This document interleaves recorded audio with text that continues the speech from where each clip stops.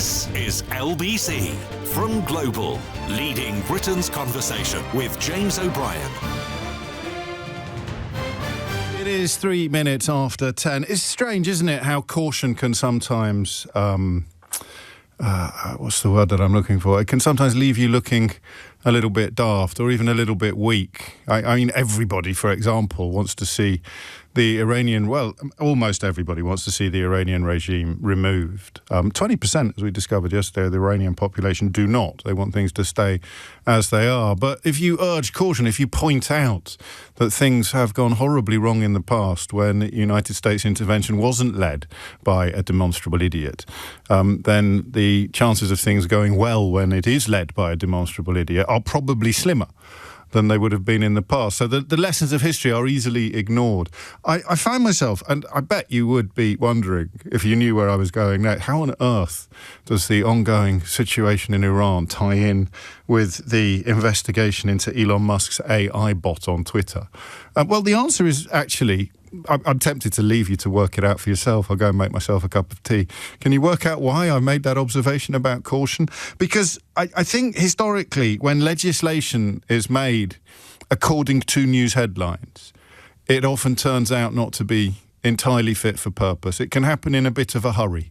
So the news headlines, is it news headlines or is it events? Is the law responding to events or is the law responding to news headlines? Either way, I worry sometimes that attempts to catch up with reality can be a little rushed and a little flawed if they happen too hurriedly. I think most lawyers would agree. There's a reason why. Legislation and statutes take quite a long time to be written. Every T must be crossed, every I must be dotted. So, when Liz Kendall, the technology secretary, and I'm tempted to have a bit of fun at Lisa Nandy's expense at the moment, because I mean, the only thing that's holding me back is the fear that she might be ill or something like that, and it would be embarrassing if I spent 10 minutes wondering where on earth the culture secretary is. Period. Where is the culture? Has anyone seen her? During these times of stories that are profoundly relevant, you would imagine, to her brief. But if she then turns out to be poorly or confined, then I'd look quite mean. But I am baffled by her absence, and it is the job of government to tell us if a senior member of it is not currently able to do their job. But Lisa Nandy, as Secretary of State for Culture, is probably the McCavity of cabinet ministers, isn't she? I mean, whenever you expect her to turn up, she's not there. It's extraordinary. But anyway, it fell to Liz Kendall yesterday, the technology secretary, to announce new legislation. It was passed last year, but she was confirming the timing of it. And listen to this paragraph. It's the third paragraph of the Times coverage. Kendall said, AI-generated pictures of women and children in states of undress that had proliferated on Musk's X platform were vile, adding, it's not just an affront to decent society, it is illegal. They are not harmless images. They're weapons of abuse disproportionately aimed at women and girls. I mean, if I told you that the Secretary of State for Defence in the United States of America has just announced that they're going to incorporate this very technology into their military defence capabilities in the United States, you probably would have thought I was joking a couple of years ago. But today, the world we currently inhabit, you'd know that I'm not. That sentence there is at the heart of my inquiry this morning. AI-generated pictures of children in states of undress. AI-generated pictures of children in states of undress. So you say to the technology, here is a picture of a child, show me what they look like undressed. I don't know whether or not it goes or can go further. The phrase sort of deep fake sexual footage appears in some of the coverage, but in the first instance, and it matters, but it doesn't matter completely, does it? Because that idea that Elon Musk charges people for the right to put in pictures of children and ask to see them artificially but entirely convincingly undressed. It's my birthday today. I'm 54. I'm not sure I've ever felt older. Not just because I almost got lost on the way to the studio this morning due to all the building work that's going on at Global Towers, but also because I struggle to properly process this story. I don't quite understand what the relationship is anymore between reality and reportage, between opinion and events. Because what would you have said 6 months ago? If I had sat there, if I'd sat here, indeed, behind this microphone, and I'd said to you, oh, Elon Musk is going to introduce a new feature on Twitter, which means that people will be able to put pictures of your children there and ask to see them undressed or engaged in acts that they, in criminal acts that they have never been engaged in. Victims of abuse that they, happily have never actually endured, but now the pictorial evidence will exist that makes it look exactly as if it does. What would you have said 6 months ago if I told you that? And so the government comes out of the blocks, by their standards, quite quickly. Probably not quickly enough for some, but Ofcom, which I should add, regulates this programme. If I said a bad word now, then Ofcom would be down on me like a ton of bricks. And they have been charged with looking into the technology Elon Musk charges people to use that allows them to undress your child if they manage to get hold of a photograph of your child. And I'm almost allergic to how big a deal is this questions. But there's a reason for that. There's a reason because it's normally the lazy redoubt. It's normally the question I'd ask if I hadn't really thought about something or if I hadn't really understood something. And the times when I do ask it are the times when I am, as I confessed to you a moment ago, I am a little bit frightened by how baffled I am.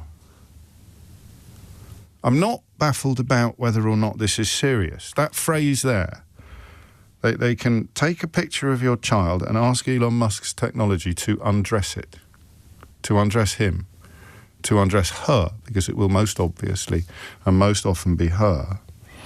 That makes my tummy turn over, right? It makes you feel a little bit sick if it's framed correctly. And we spent almost all of last year being told that this was a country where people didn't care enough about our women and our girls. And here is something in the pockets of potentially everybody in the country that allows a hideous form of abuse. I'm not a big fan of hierarchies of abuse, but it's a hideous form of abuse to be visited upon all of them. Elon Musk was trying to incite civil wars on our streets. And yet he is supremely untroubled. In fact, he seems to find it very funny, making jokes, but also warning people not to break laws with it. At the weekend, he labelled Britain as fascist and accused governments, including the UK's, of trying to censor X. So the bloke who's in bed with the president who lies about innocent people being shot in the face by his own security, by his own officers, is accusing us of being fascist because we don't think that people should be profiting from technology that allows you to undress that allows a complete stranger to undress your children? So that is today's question. 12 minutes after 10. And I really want your help with this. And I know it's a bit of a cop-out question. It's not a cop-out question. Why am I being so hard on myself? What's the word that I want? I know that sometimes you turn the radio on and expect me to explain things to you. And that's not me being arrogant. You tell me that you do. And I try. And sometimes I get it right. Sometimes I can't think of many on the top of my head, but sometimes I get it wrong. And I sometimes ask you to explain things to me, but that's normally about experience. So later in the programme, we'll probably talk about the power and the importance of an actual ADHD diagnosis. But the sense that I haven't got a proper sense of scale on it feels disgusting. I'm going to say something that you can pick a hole in or attack if you want, but do it nicely. It feels less disgusting than actual physical abuse, you know. It feels less disgusting than well, I've said it, than actual abuse. But I don't know. I've been a victim of neither. The idea of a fake footage, fake film. I've spoken to women to whom this has been done, and the violation is immense. The trauma is huge, and I don't know if it's a little bit of male privilege or if it's a little bit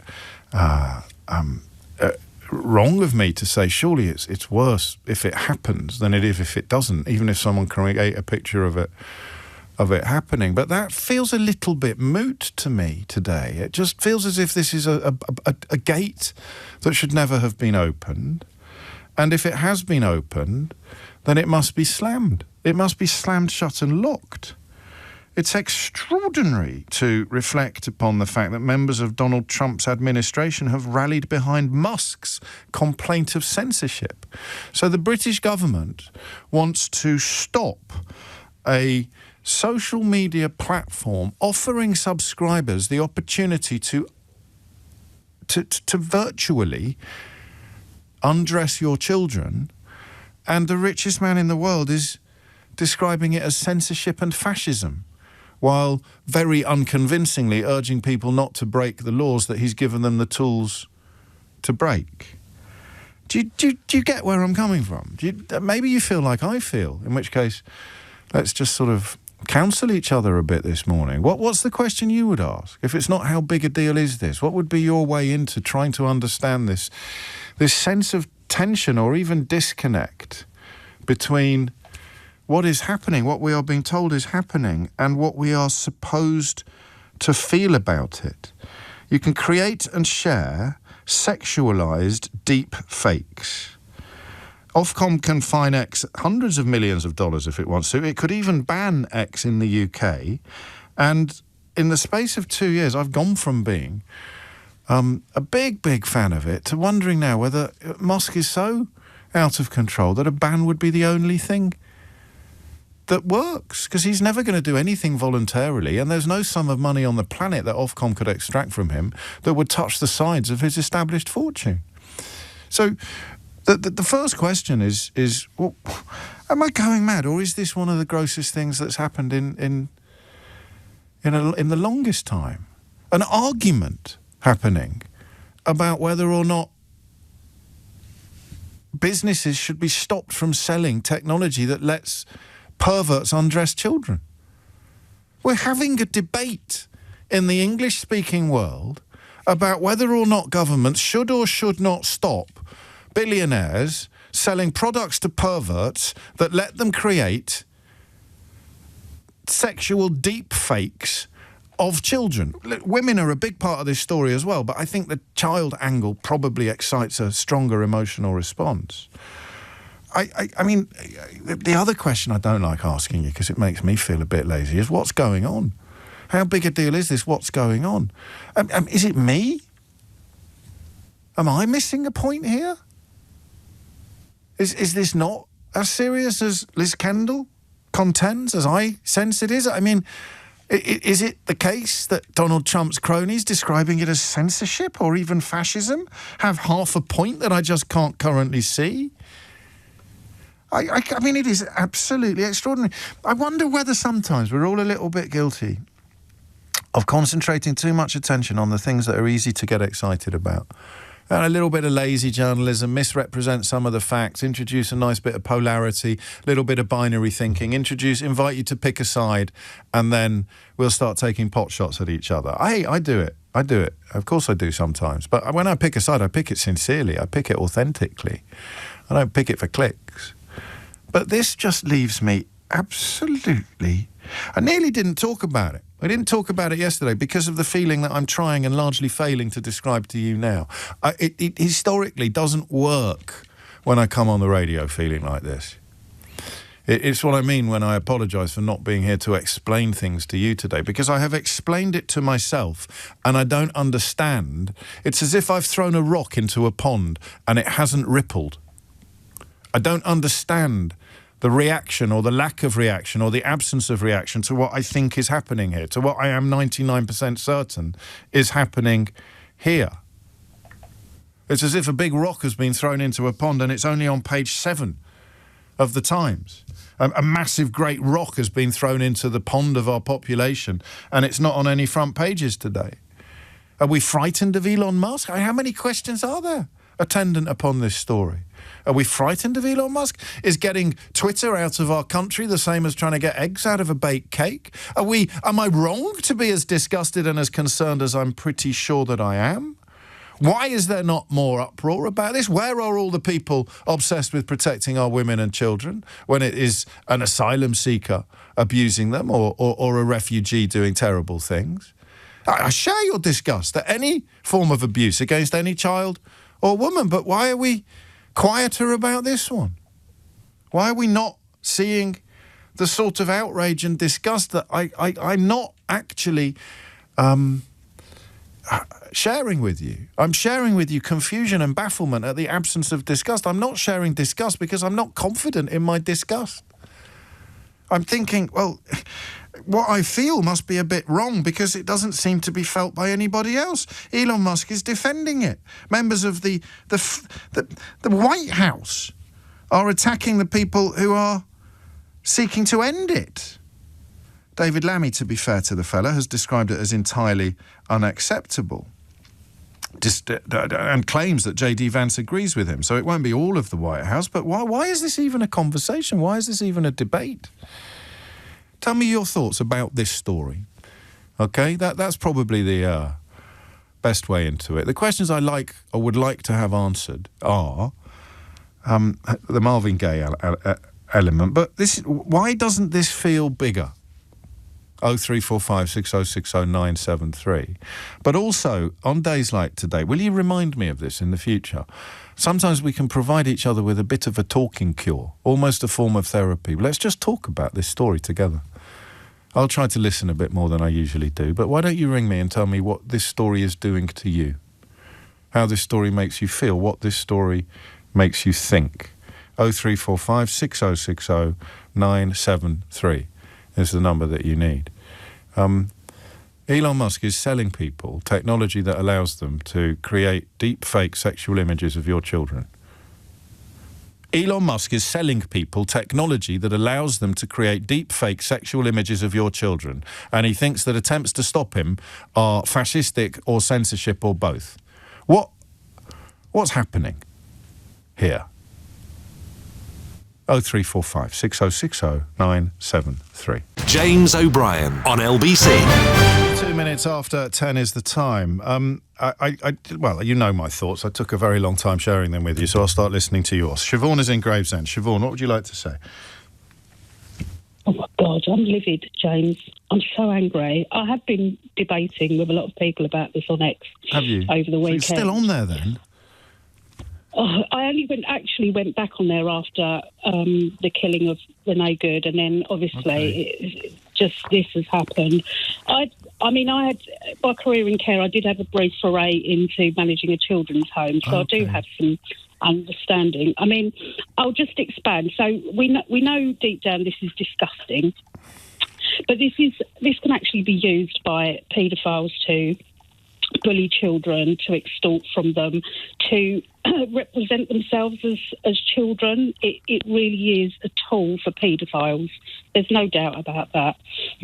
The arguments I've been having are, funnily enough, all with Patriot accounts, the sorts with cross avatars and Billy bunch of numbers. We're familiar with the phenomenon, so we don't know how many of them are actually real people expressing sincere views because they hide behind flags. But they're obviously it doesn't really matter, does it? Because they are contributing to public discourse. Exactly, but they are, making the most ridiculous arguments, and it actually proves, like I was saying to your producer, that these people are just.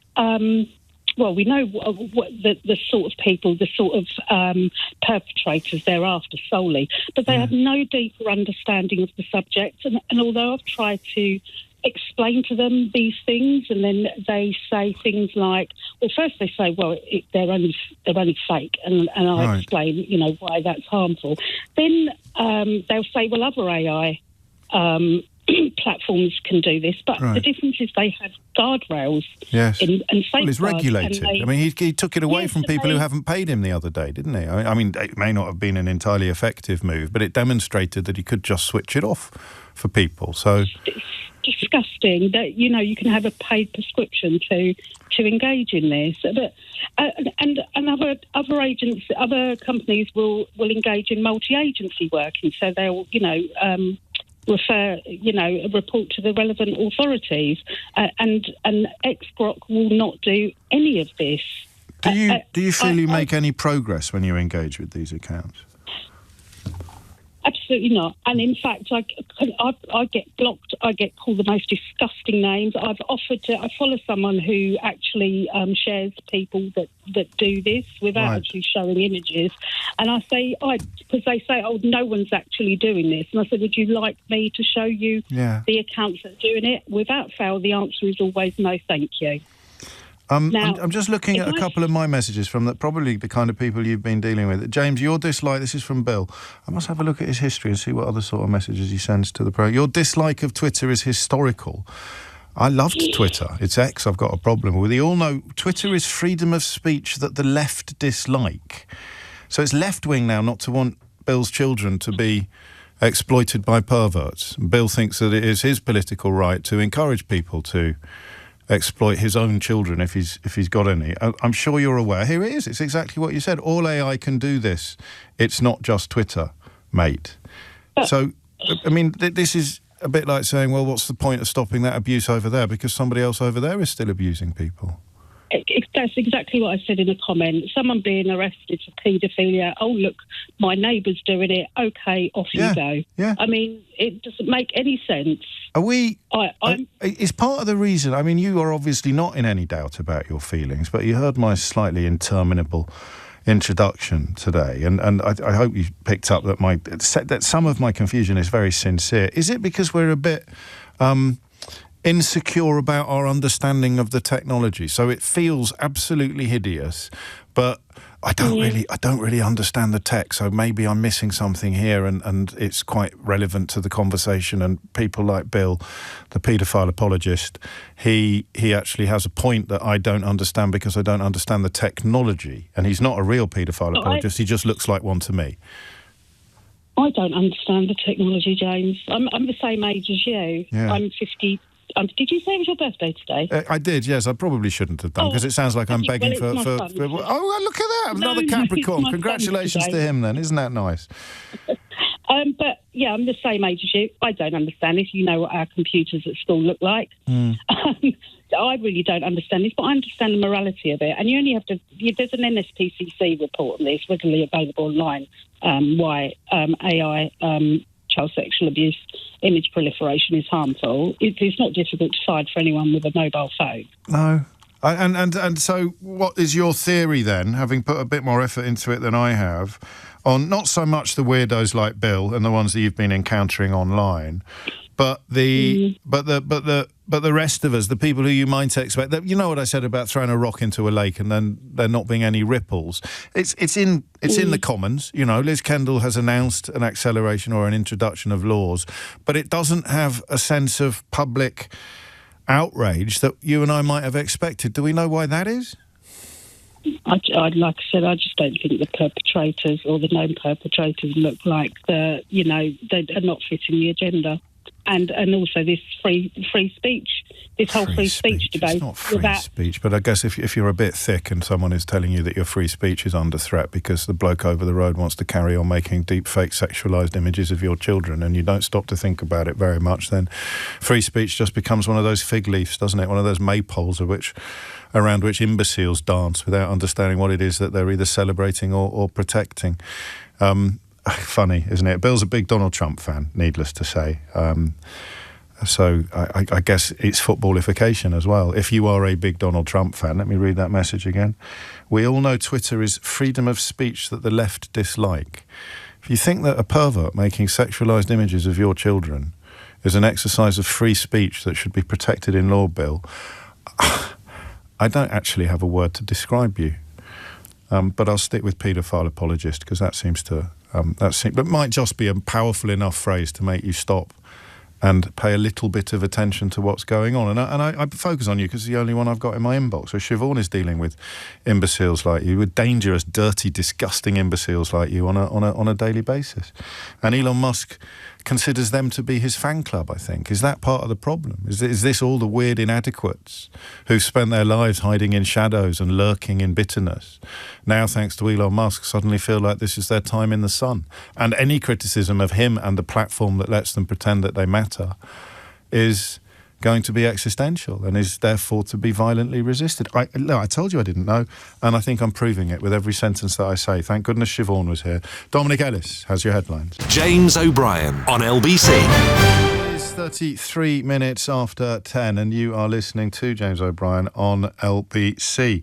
Well, there's no one or two sick individuals notwithstanding. There's no debate here about whether or not this is acceptable, whether or not you give people the tools, charge them, all the things you're not allowed to sell people, the tools with which they can create deep fake sexual imagery of children should be relatively near the top of the list. But the air, I'm trying to unpick something that is probably akin to many of the other conversations we've had recently. It's got something to do with being terminally online. It's got something to do with what the echo chamber Elon Musk has created on X has delivered, what it has given people, a sense that they're the normal ones when they are, in this case, obviously, profoundly, dangerously abnormal. It all linked, perhaps, but then why aren't more people who are not abnormal? Why aren't more normal people standing up? Why is this story not garnering the sort of attention that I would, I can't put words in your mouth, that I would expect? This is really strong and interesting, as always, from Emma, who writes, this was already happening, but it was rightly confined to the degenerate parts of the internet where you did not go. It was defined as unacceptable to society. They've nailed it, haven't they? It's not about whether or not the technology exists. It's about sticking it in the shop window and letting everybody buy it. So it was confined to the degenerate parts of the internet, and it was defined as unacceptable to society. It's the widespread deluge that unnerves me, not just because non-consent is violence, and it's unarguable evidence of an escalation of acceptable violence in our culture. It's an incredibly violent act to strip somebody naked against their will, isn't it? And they see that as inevitably overspilling into overcorrection, which is where I opened this morning about the dangers of speedy legislation. Women are being put in their place. The backlash against Me Too, the Tates, the Petersons, the Trumps, has been allowed to escalate and entrench because it's a privileged male position, and this is the result of that entrenchment. Men hate being told how they can and can't, this is me speaking now, how they can and can't treat women. There's a certain type of man, Andrew Tate being the best example, think they should be able to treat women however they want. And it's baffling to many men. But it has enormous cachet. It's a very attractive philosophy for men, for some men. Women are being put in their place, and it bridges everything from something I don't know about right through to the trad wife cult. I think about that quite often, actually. So it's just about being compliant and submissive and doing the bidding of men. What you're seeing in stark relief is the lackadaisical treatment of a systemic problem when it is simply considered a women's issue. And they also posit the idea that this is a logical progression from the boys will be boys or the locker room talk attitude to women. And the reason why Elon Musk considers it normal is because he's terminally online in all the wrong places. Jim's in Bordeaux. Jim, what would you like to say? Oh, hi. My background basically is protection of vulnerable people. Right. I'm now retired. Okay. The question I would pose is basically whether Musk himself, in effect, is a perpetrator. And if you think about the parallels between the Epstein scenario, the grooming gangs scenario in the UK, the behaviours are pretty similar. The devices by which the abuse is occurring, albeit, are different. But there should be some questions as to whether this really is an internet issue for Ofcom, or whether there should be some other sort of criminal process brought to bear as to whether or not he is actually facilitating abuse and encouraging it in all probability. I think that you've couched your opinion very carefully and very helpfully, so I'm grateful to you for that, because my little libel alarm started beeping very quietly in the background. Yeah. But I know that you were conscious of that. I didn't know it until you finished speaking, and that, I mean, it is illegal already, or it should be and will be imminently. But who will be guilty of the crime? The person that provides the means with which to commit it, or the person who uses the technology to do it? I sense you think both should be.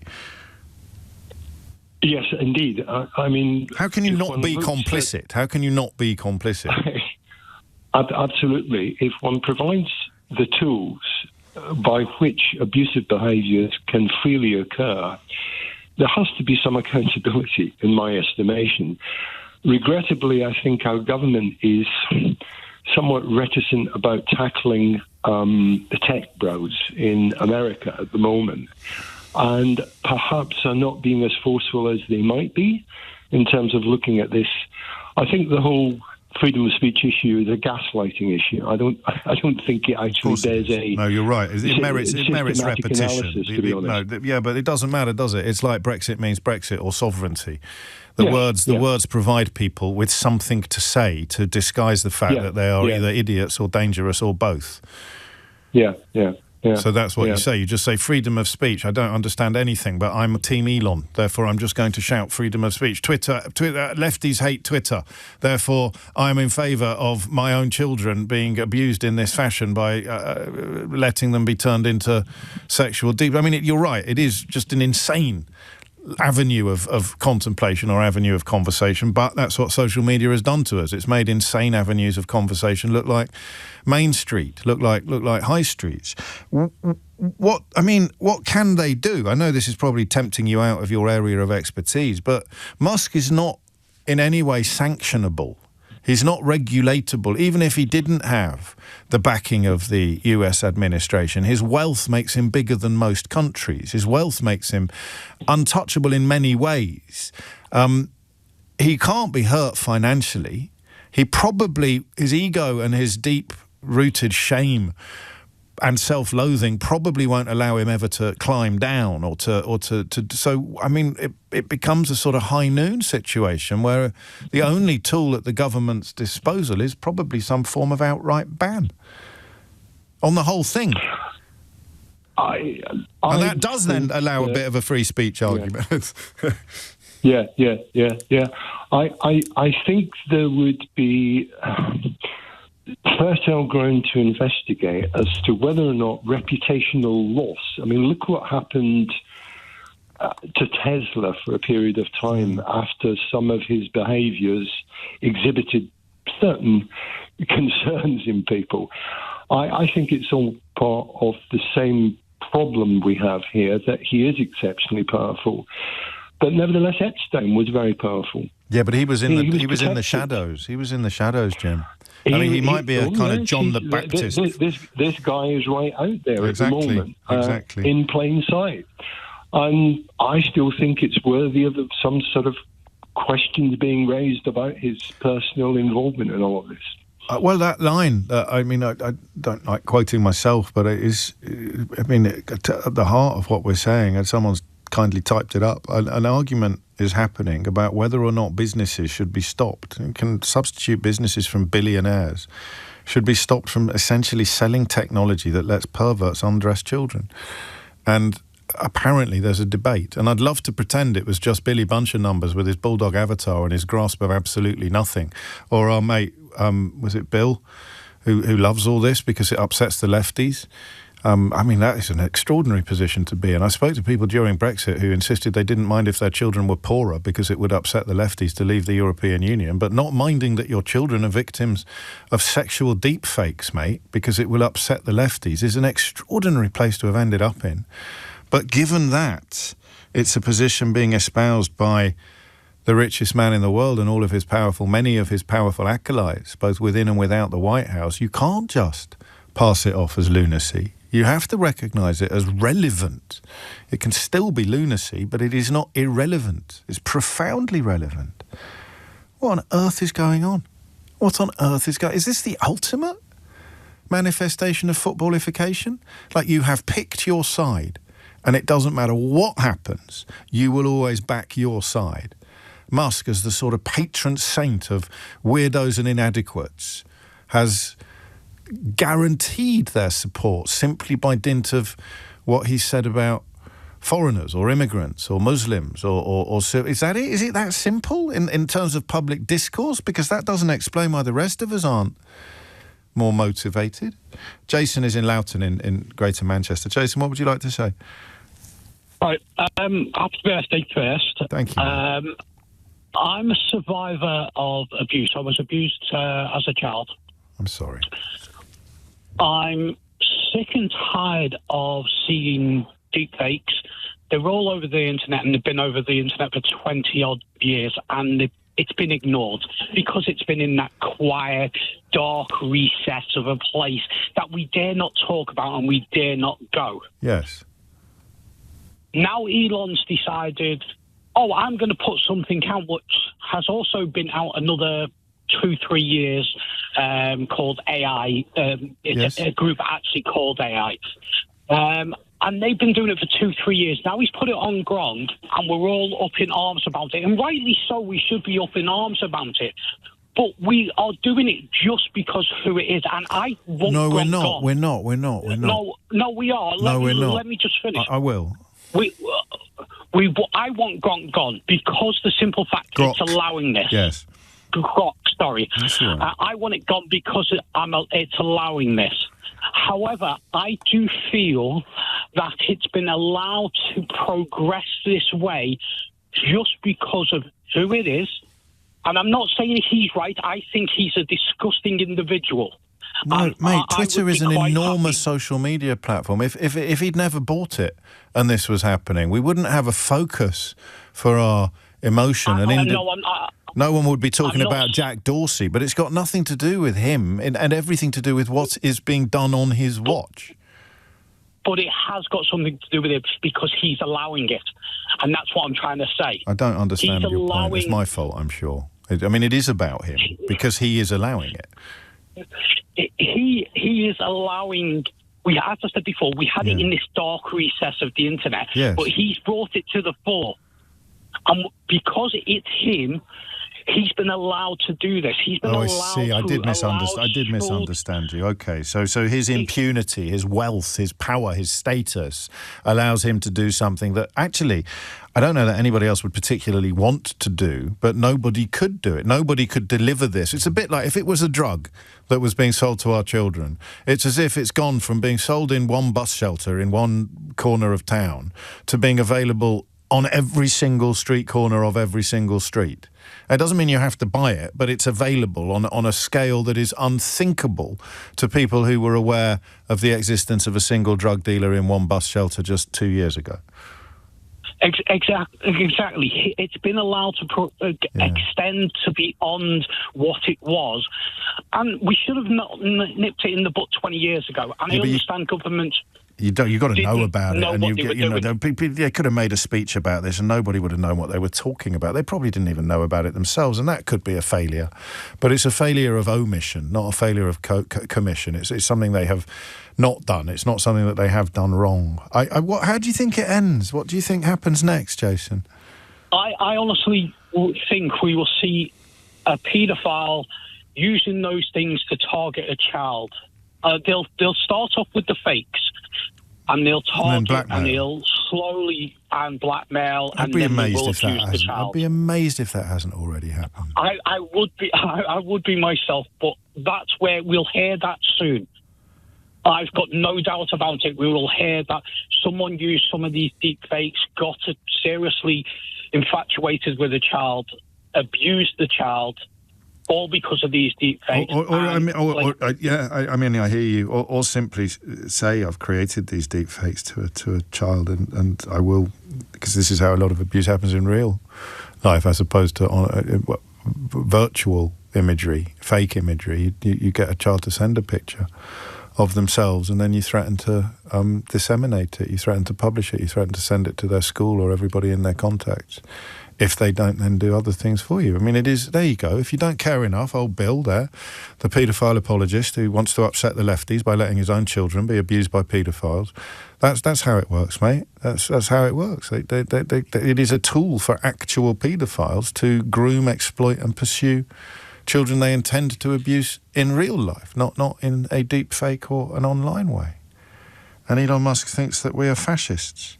I say we quite proudly, actually, because it is the British government, Labour, Conservative, I don't care which. He thinks that we are fascists because we don't think he should be letting people do that. President Trump has a free speech czar. Irony died months ago, didn't it? But her name is Sarah Rogers, and she's now comparing the UK to President Putin's Russia. I know what you're thinking. You're thinking if a senior member of Donald Trump's administration is comparing us to Vladimir Putin's Russia, it's probably intended as a compliment, right? Because they love that guy. But no, this is not intended as a compliment. It's 10:48. James O'Brien on LBC.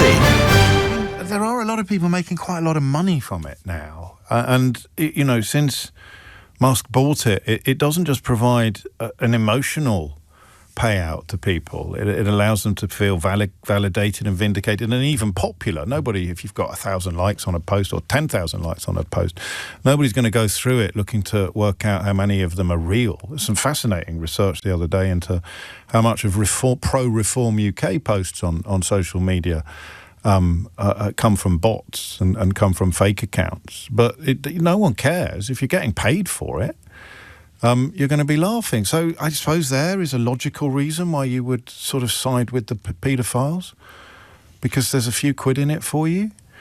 And the ban is only in the context of Musk failing to address this issue. So you shouldn't really be complaining about your free speech being compromised. You should be complaining to the bloke who owns the platform, because it is possible that through his arrogance or his absence of empathy for victims of this kind of crime and potential and future victims of this kind of crime, he doesn't feel bound to deny this technology to you. Remember, he's got the ability to do it. We learnt that last week when he banned it for people who aren't paying him.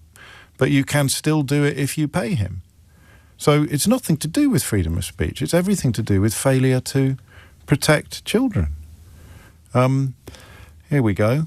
This is how you defend it while also proving beyond any reasonable doubt that you have the integrity of garden furniture. Nothing from the current set of regulators and government would surprise me when it comes to the suppression of free speech. Do we like and welcome the particular feature on Grok that's made the news over the weekend? No.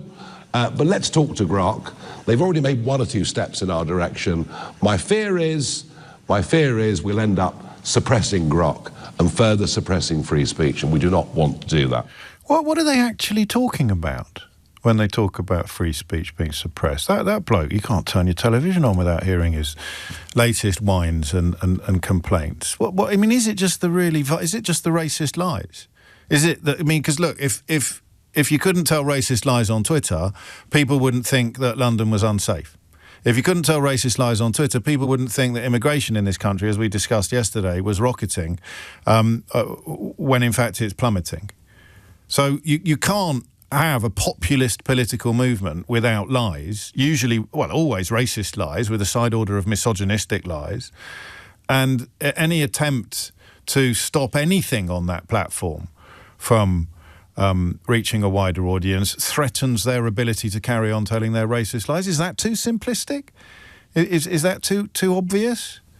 Because you have a country now, and I think the UK might be worse than almost anywhere else, where the facts have been completely subsumed and overtaken by, I'd like to say feelings, but by carefully cultivated racist reactions. And I can't really look at X without thinking, if you're defending it, you must love the racism, right? But who knew that you loved racism so much that you would throw children under the bus? You'd throw children into the hands of paedophiles and perverts because you're worried that they might put some limits on your racism, your ability to be racist in public. and of course to make a few quid out of it, which many people are now doing. I haven't seen any research into how many or who, but I think I would be amazed if Nigel Farage's MPs weren't fairly near the top of the list of people in this country making a few quid out of this technology. Whether or not that motivates their decision not to come down like a ton of bricks on people threatening, quotes, our women and our children, end quotes, I do not know. But I think that's probably it, isn't it? So much, because it's the thing that if you're racist, you get it, and if you're not racist, you never will. How can it be such a powerful drug that you will actually think about what addiction is? You know, you'll nick your grandmother's jewellery, you'll mug your own mum to feed your habit. If your habit is racism, everything else withers. Nothing else matters. I don't care about paedophiles, don't care about... I know I pretend to, but that's only when the abusers are foreign or look a bit foreign or sound a bit foreign. If it's happening on social media and it's on a platform owned by one of my heroes because he does Nazi salutes and endorses my own racism and even lets me make a few quid out of it now, and he's brought back all the people that were banned for epic racism, I'm team racist, which sadly this week also makes me team paedophile. Is it? Am I sounding on the money there, or is there something else going on? Is it not Occam's razor? Is the easiest, simplest answer currently eluding me? John's in Edinburgh. John, what do you think? Hello, James. How you doing? I'm all right, John. I don't like this story, but I feel I understand it a little bit better than I did at 10 o'clock. Well, I've got a couple of things. One is I'm going to actually try and de-footballification it even more, but it does unfortunately make it more nuanced and awkward to deal with. Is one of the other constituencies that's been notably quiet that I would have expected to be really loud on this is the anti-trans groups on Twitter. That I don't want to get into that argument because I find that it's too nuanced for me, and that I end up agreeing with many people on both sides about many things. However, even the greatest cheerleader, and I'm not going to mention her name because it just causes too much fallout for you, hasn't said a word about this. And I think I'm always a little bit. Well, I mean, it's a little bit the weirdos who are saying that you can't object to what Israel's doing in Gaza unless you go and protest about Iran, a country that is not our ally. I'm always a little bit wary of protest policing. My conscience is my business, but anyway, I mean, I'm not shutting you down. You can carry on down this avenue if you want, but it's 10:58, and I want to talk about the X element. Okay, no problem. It was merely an observation, and I'll leave it there. Okay. And I just feel that there's a footballification that people who support X for one reason find it difficult to speak out. Because it is the platform where many movements have gathered, and since Musk bought it, their opposition or have been shut down in many cases. They kind of have a clear playing field now, so they would worry about anything that compromised X's power and status. Potentially, okay, yes, maybe. Potentially. But with regards to the people that keep saying to you, every AI platform does this, why are you picking on Grok? There's 2 points. One, I think it was your messenger, I think it was Emma earlier on, made a really interesting point about how in the public eye Twitter is, where its standing is. So there's a proliferation issue because it is also a social media platform, unlike those other AI platforms. Yes. And the other thing is, Elon Musk, in response to this, I'm sure you've seen this, but he posted a jocular AI-generated picture of himself in a bikini in response to this. I heard. So, the leaders and the owners of other AI platforms are not responding to this by showing their complete contempt for abuse of women and girls, by putting up AI-generated pictures of themselves as a joke in a bikini. No. For all that we should be... Yes, absolutely, we target any platform that's doing this, whether it's through Ofcom or anyone else, yes. But that does not, by any means, prevent the fact being that Elon Musk absolutely does not care and is gleefully showing that he does not care about this issue. So there is a different point here. No, you're right. I mean, it is. I think I misunderstood that caller, actually. He wasn't really saying, as a criticism, people are only getting upset about this because it's Elon Musk. He was saying this can only happen on this scale because it's Elon Musk. But your point stands. I think it's probably that thing we just stumbled into. It's, look, imagine you were... Well, I mean, John brought some other constituencies of thought into it. But imagine that you love what X has become because you love the racism, or you love the anti-trans environment, or whatever it is about it that you love, and this just feels like a threat to your playground. It feels like a threat to your ground zero.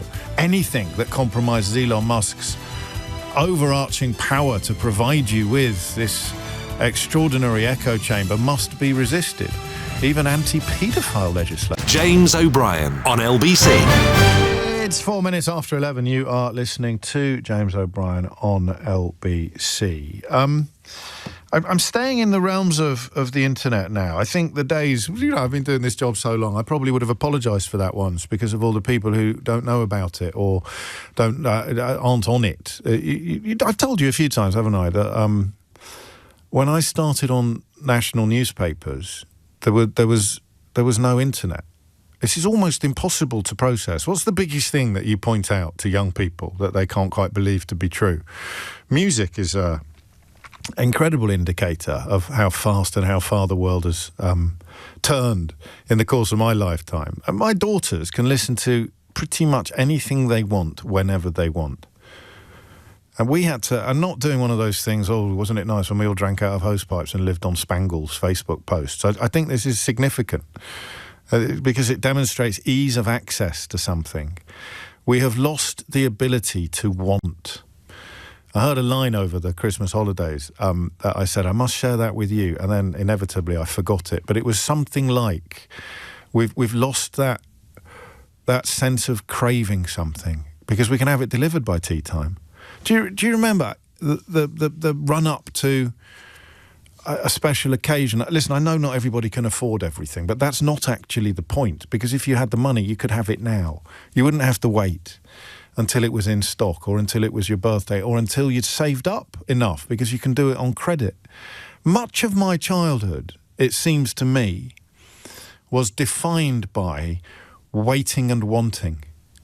And we were privileged kids, my sister and I, but you always I wanted Crossfire. Do you remember that game? Or you wanted Subbuteo, or you wanted a bicycle. You're just waiting and wanting. And as adults, life would not have been that different. The combination of door-to-door deliveries, internet and credit, cheap credit, has created a world where we can have whatever we want whenever we want it, regardless of whether we can afford it or not. I wish I could remember the line. If it's ringing any bells for you and you were listening to or watching whatever it was that I was listening to or watching when I heard that line, maybe it was just that simple line about we've lost the ability to want things, to want and wait. It was pithier than that. It was definitely pithier than that. 7 minutes after 11 is the time. And that's why the next conversation, although it stays in the realms of the internet, is going to be completely different. The likelihood is, and I told you to keep a very, very close eye on what was happening in Australia with regards to a ban on social media for under 16s. It's still a little early to reach any lasting and permanent conclusions, final conclusions, but Meta has closed more than 500,000 Instagram and Facebook accounts in Australia since the ban was introduced last month. That's last month. Instagram taking by far the biggest proportion of that hit. Doesn't like the government's, quotes, inconsistent, end quotes, verification methods and the aim of the law, but, that would suggest that it is working at scale. And therefore, perhaps inevitably, the UK is minded to move in a similar direction. Peter Kyle contends, the business secretary, that it is not the right way to go, but Wes Streeting yesterday voiced particular interest in the idea. And it's this line here that Wes Streeting used: the impact social media is having on the health and well-being of children and young people, let alone their concentration and their learning. The reason that I have decided to do this today, in the same breath as the conversation we had in the last hour, is because I want it to be completely different. So the sort of stuff that we were discussing in the last hour is obviously gross, even with the Elon Musk fans pretending not to. understand that or indeed believe that. Everybody knows it's gross. It used to be confined to the darkest corners of the internet, and the grossness of it hinges upon the non-consensual nature of what is being done to people via their images. So there's no real mystery there, or at least not much of a mystery. But when you talk about the psychological damage that is done to young people by access to social media, you still, I think, need a key. You still need a little bit of a map. Because the reason I was wanging on a minute ago, it's a miracle I didn't start extolling the beauties of Woolworths, wasn't it? But the reason I was wanging on a minute ago about what has happened in the context of wanting and waiting is because it must have affected quite a deep psychological change in us. Imagine explaining to a 14-year-old that you could only watch a film if it was on television that day. I mean, even before Blockbuster, before VHS video shots, what's your favourite film? Wizard of Oz. When are you going to watch it? Next Christmas, hopefully, if it's on. I'll buy the Radio Times at the end of November and go through it to find out when the Wizard of Oz is on. That was my life. Well, not my whole life, but that is a memory from my childhood. That's my favourite film. I love that film. I really want to watch it again. I'm going to have to wait to see if it's on at Christmas. That's just almost inconceivable to somebody who is a teenager now. That's just one tiny little example. Do you like a band? Would you like to listen to their music? Yeah, you'll have to save up and buy an album. It'll cost you about a month's pocket money. And even then, you'll only get one album. And there's a very realistic chance that if you buy it on cassette, it'll get chewed up and ruined. Or the LP will get scratched and you can't just replace it. It's a physical... So I know it's my birthday today, so perhaps I'm feeling my age a little bit more than I usually do. But if you think about the changes it's made to our life, and it's just... it's not crept up on us. It's as if we've gone from 0 to 100 miles an hour in the course of 20 years. And we're grown-ups, allegedly. We're adults. So... let's try today. We've done it before, but perhaps not with this reminder to be calm. I don't want you to describe nightmares to me. I don't want you to describe obvious horror shows to me. I don't want to hear about children in this hour. We talked about it in the last hour, children being groomed online. I want to talk about the damage being done by the stuff we thought was okay. Right?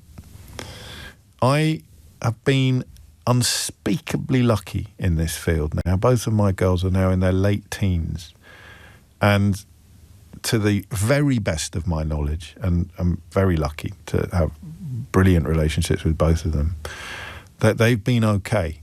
That they haven't fallen under the spell of Instagram or TikTok. In fact, one of those, I don't think they have either of those. They definitely don't have one of them on there. Phones, and they've flirted with it. You know, they've seen it. Snapchat's a big one as well. I think that counts as social media. We've just been really lucky. I don't think we did much. Mrs. O'Brien probably was more on the ball than I was, but it's not a guarantee that a child is going to be damaged or even end up in thrall to this technology. But it is now likely enough to happen that governments are stopping the access. Liz Kendall is understood to be open-minded about a possible restriction. Everybody will be watching Australia. I'm not expecting one of my Cassandra, the pitiful profit prizes for this one. It was pretty obvious that everybody was going to be watching Australia very, very closely to see what happens with regard to this social media ban for all under 16s that came into force just before Christmas. The reporting, and it's by the policy editor of the I newspaper, who is a brilliant journalist, Jane Merrick. Her information is that the decision is likely to be taken within months rather than years. Civil servants are already drawing research up on how the ban is working in Australia. And as we mentioned a moment ago, Wes Streeting has commissioned the Department of Health for advice on the evidence used in Australia to justify such a ban. And that is what I want you to talk to me about. Kemi Badenoch as well, to be fair, has called for this as well, although she spent much of yesterday saying very strange things about orange squash that I didn't fully understand, although I'm sure that's my problem, not hers. We're talking about we're not talking about crimes. That's probably the easiest way to describe it. We're not talking about social media being used to commit or facilitate or accelerate criminality. So it's not about being groomed or exploited or sold drugs or knives or anything like that. It's about the stuff we didn't realise was dangerous when it started. Because they knew. You watch that film, is it The Social Dilemma? Where all of the tech bros were queuing up to tell the camera that they wouldn't let their own children use the technology that their fortunes was built on. I wouldn't let my own children use it. But we didn't know. Ordinary Joes and Joannas like us didn't know what the dangers were. And obviously there's two questions here. But the first one I want to pin down, with your help, is, and ideally, I suppose, from personal experience, either now because you've come out the other side of it, so you'd be in your 20s, early 30s perhaps, and you can look back and say that social media, when you were 13, 14, 15, was a dangerous and devilish thing. And absolutely the next generation of young people should be freed from it. Isn't language fascinating? You sort of banned it. Should be freed from it. We're freeing children from the tyranny of social media, as opposed to we're banning children from accessing social media. It's the same story. You can just set it up in two completely different ways. I just want the evidence that the government is going to be driven by, but on your level, from your life, okay? 0345 6060 973. What is it that social media does that is so bad, particularly for young minds? What is it? Because this isn't like falling down a racist rabbit hole on Twitter. This is relatively normal stuff we didn't realise was bad. Maybe you did, but stuff many of us, stuff society didn't realise was dangerous or damaging when it started. It was just a glorified telephone. It was just a way of keeping in touch with people, making friends. It was MySpace. Friends Reunited. Do you remember all those early day social media platforms? Nobody was warning then about mental health crises or an epidemic of anxiety or about a lost generation. Nobody was warning about that when Lily Allen was posting her stuff on MySpace and you were signing up to Friends Reunited to see what had happened to that boy you fancied in school. And yet somewhere in that, was it 20-year window? It's not a century. It's not half a century. It's a 20-year window. It's all the years that we've been together, you and me, doing this every morning. In that window, in that space, it's gone from being cute and sweet and funny to being something that damages young people so profoundly that a consensus, a coalition of politicians who can't agree about anything seem to agree that they should ban this. So for a kind of, not a skeptic exactly, but for an ignoramus sounds rude, for someone who doesn't get it, for whatever reason, for me in a way, because my children have not happily fallen under this particular spell, and until Musk bought Twitter, I found social media a largely pleasant and pleasurable experience. What is it that it does to young minds that makes so many people so persuaded that it needs to be shut down? Get into it for me if you can, okay? 0345 6060 973. And don't worry if you think your contribution is obvious. The more we can get on the board, the more interesting the conversation will be. What is for you, the thing that comes into your mind? We're gonna take social media access away from under 16s, and you say, I mean, look, you can argue with it. You can say it's a very bad idea, but I want to know, for the generation that still kind of think it's fun and or fine, what does it do to young people that is so concerning and so bad? Actually, I don't need a fancy word. Put it into your own words now. 0345 6060 973. James O'Brien on LBC. It's 19 minutes after 11, and it is also a question that we could have asked at any point in the last few years, but not with the backdrop of a very real prospect of a very real ban. You sometimes think it doesn't make any difference who's in charge. Politicians all nibble at the same sort of, I know you said nuts then, I should probably say cherries. They all nibble at the same cherries. You get some fairly profound moments of change like Brexit, but it's often hard to see the evidence of government in your day-to-day life. You see a slow decline, but you can't often point at something and go, God, that's brilliant. And that only happened because of political leadership. It does exist, don't get me wrong. But I was really impressed when it was reported that the Australian government was going to ban under-16s from social media. Not because I necessarily thought it was the right thing to do, but just because I just thought it was strong leadership. It's kind of what you want governments to do. The world feels like a scary, dangerous and declining place at the moment, and you want a government to do something that it genuinely believes will make things better. If they turn out to have been wrong about it, then they will still have the comfort of knowing that they were motivated by a desire to make things better. And this felt big. Under-16s, all over social media, hardly ever off it, would be banned from it because it's doing them so much harm. But it works only if we can identify and understand exactly what that harm is. And that's where I want your help. And all answers count. Thinking chiefly about mental health, anxiety, and other, what you might loosely describe as invisible conditions, and the question of why unfettered access to these platforms creates so many problems. 0345 6060 973. Tom's in Ealing. Tom, what can you tell us?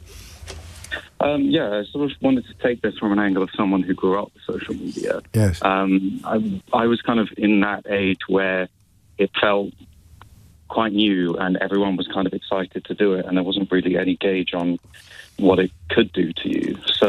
And there weren't any warnings either, were there? I mean, nobody really... Well, I don't want to put words in your mouth, but no one was really conscious of potential peril at the beginning. No, not at all. It really did feel like something that I was like, here it is, it's cool, it's interesting, and everyone was on it. From my experience, my parents were quite apprehensive about it, and we weren't actually allowed to use it. And with that, there was an extreme pressure to be on it. People were very judgmental of you not being there, and so you're more encouraged to be on it. That, looking back now, that's quite forward thinking, but at the time, it was more from a kind of a paranoid aspect. So we felt that we sort of knew better. Okay. And I see with a lot of people now, a lot of people who grew up with it are parents themselves now.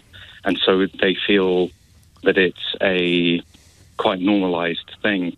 And I think that being sort of fearful of it is definitely a younger person's thing. They're becoming more... I wonder, that's a really good point. I've got a couple of phone lines free. So someone who has got a child hitting sort of 12, 13, who spent a lot of time on social media when they were the same age. The age is just about work. It's a feasible thing, isn't it? Just a simple question of whether you're in favour of or opposed to the ban on under-16s and why. Because it's quite easy to muster up a resistance to the proposal. YouTube, for example, can be a great force for good. I don't like the conflation of screen time with social media because, screen time, you could be watching Fellini films or Citizen Kane. It's not necessarily per se a bad thing. But social media does something to young minds that we are supposed to want to stop. What is it that it does, Tom? It really it does not give them the time to adapt to the real world. They're constantly fed ways of how to think, and their thought process are compartmentalized massively. Wow. We're very lucky that we were allowed to live in a world where we could express ourselves outside of a way that's already telling you this is the way you need to think, and at the same time there's so many other people saying the way you're thinking is wrong. There's no way to sort of really find yourself mentally. So it plays a role in the so-called NEETs. I'm not a massive fan of that description, but the young people who are not in education, employment or training.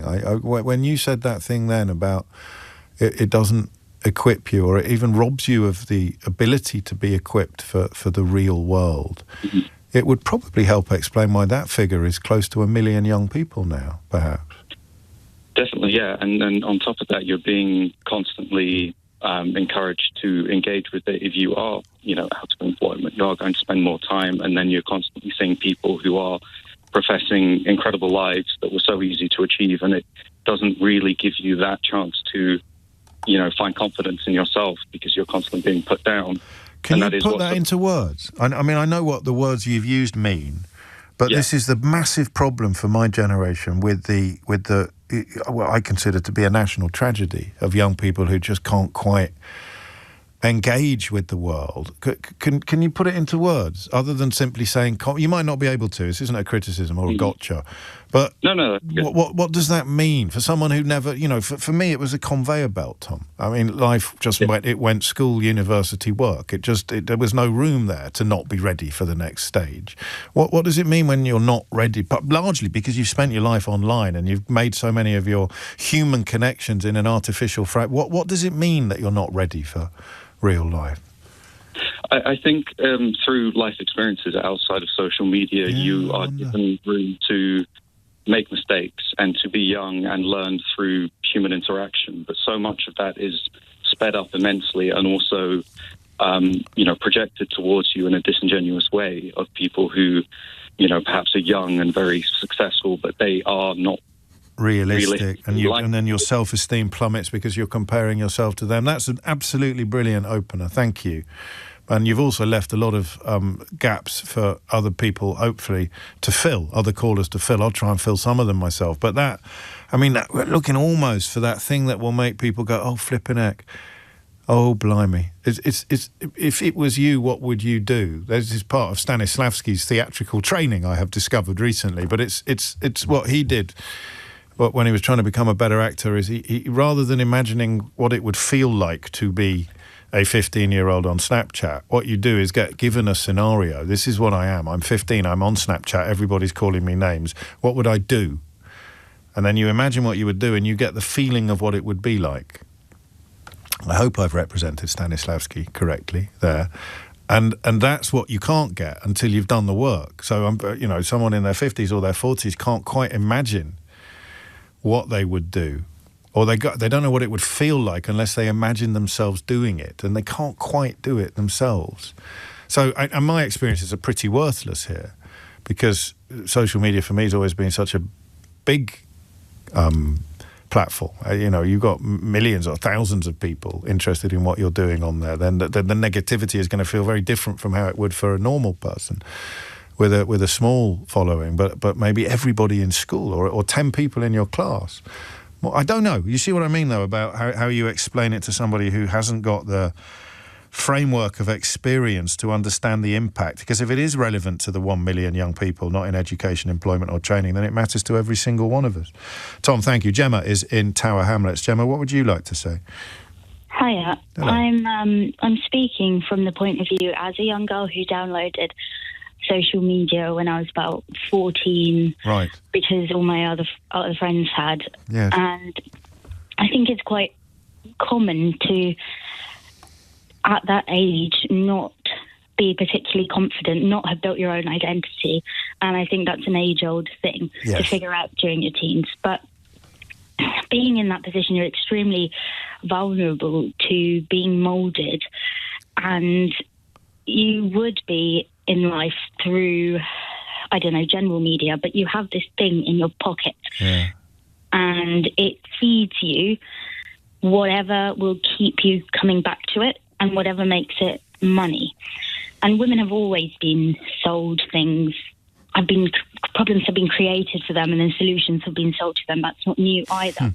But the fact that the world has gotten more and more distressing and harder for young people, and the ease of being able to take that away, that being at young people's fingertips and that being in their pockets, which means that they're turning to it much more readily and they're staying on it for longer. And even in that, I don't know, safe space that they think they're entering, you're being drawn into it, into something. Your prefrontal cortex doesn't fully develop until you're 21 or even 25 is what they're saying now. That's right. So how can you know what's good for you, know whether you're being influenced and understand these things?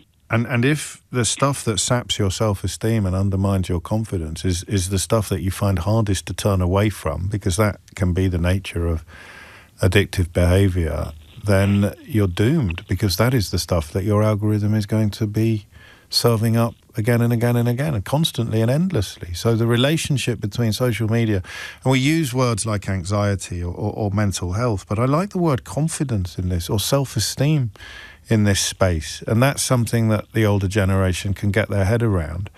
You spend hours a day on something that makes you feel bad about yourself. Of course it's going to have an impact. Yeah, I think that older people, maybe once you're, 25, 30, and you've got an idea of who you are. Ancient, Gemma. You've got an idea of who you are as a person. And if certain things are offered to you, or you enter these opportunities, you know enough about yourself and who you are as a person to make decisions that are informed by your own values. But if you're a 14-year-old trying to fit in, and I don't know, it's not just a girl thing either. No, of course. If you don't have that experience or confidence, I think that is a good word, then you will do whatever, you'll move in the direction that you're pushed. And you're going to be more daunted by the outside world. I'm bringing the NEET statistic into this conversation because I am enduringly fascinated and heartbroken by the nearly 1 million young people who are just not yet properly engaging with society. But it's a lot easier to understand through the lens that you've described. Yeah, I just had one last thing to say, is that I'm now, I'm in therapy, and I've done a lot of work on myself, and I'm a lot more aware of these things. Yes. And I do have social media because I use it for my own work. Yes. And to engage creatively. But I'm very strict with what comes up on my feed, and there's the not interested feature on apps like TikTok, where if something comes up, I click not interested, so it doesn't show me things with that hashtag or in that area. And I'm very strict because I don't want it to turn my For You page to turn into that kind of space again. Yeah. But even with the rigor that I police it will keep sending me back because it's profiled me as a young teenage girl. It will still, every couple of months, keep sending me into weight loss or selling me products about my skin, even though I've never searched for anything, never shown any interest in that. You've filled in some virtual boxes that have told the algorithm that's the kind of stuff you will be susceptible to. Yeah, and my point is you can actually be confident and aware of these things, and it is such a strong force that you have to be, I don't know, it is, you can do all the right things and it will still keep trying to put you down. Do you know that Kevin's been in touch while you were talking, and I wish I'd thought of this. The last minute of this conversation sounds an awful lot like you're describing an abusive relationship. Your caller is incredibly clear. What an excellent contribution. And that's exactly what I hadn't articulated that thought. I was groping or grasping for the feeling you were creating inside me. It sounds like someone describing an abusive relationship to me. You don't buy that? I haven't thought about it like that. No. Right, so there you go. We've both got something to think about now. Gemma, thank you. I agree with Kevin about the clarity and the excellence of your contribution. I mean, I've had friends who've been in abusive relationships that you don't know about if you're on the outside, and it's always about eroding self-esteem to the point where you become broken almost, being told constantly that you're fat or you're ugly or nobody would want you.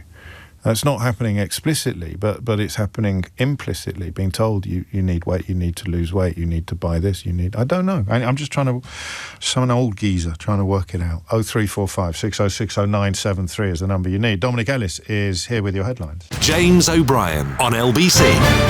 37 is the time. It's gone from Saturday morning TV to Saturday night out in front of a proper rough pub, says Andrew, on the question of social media. I don't know how helpful that was. There'll be plenty of young people listening going, what's he on about? But then I'll find things that you find resonant and that your parents would think were completely incomprehensible. MySpace. I was talking about MySpace. Was it Granada that paid a fortune for Friends Reunited? I've got in my head it can't have been 500 million quid. It's probably 50 million quid. And then almost overnight, Facebook must have gone bonkers, because almost overnight it went from being the only social media platform in town to being entirely irrelevant and redundant, and someone had just paid a huge sum of cash for it.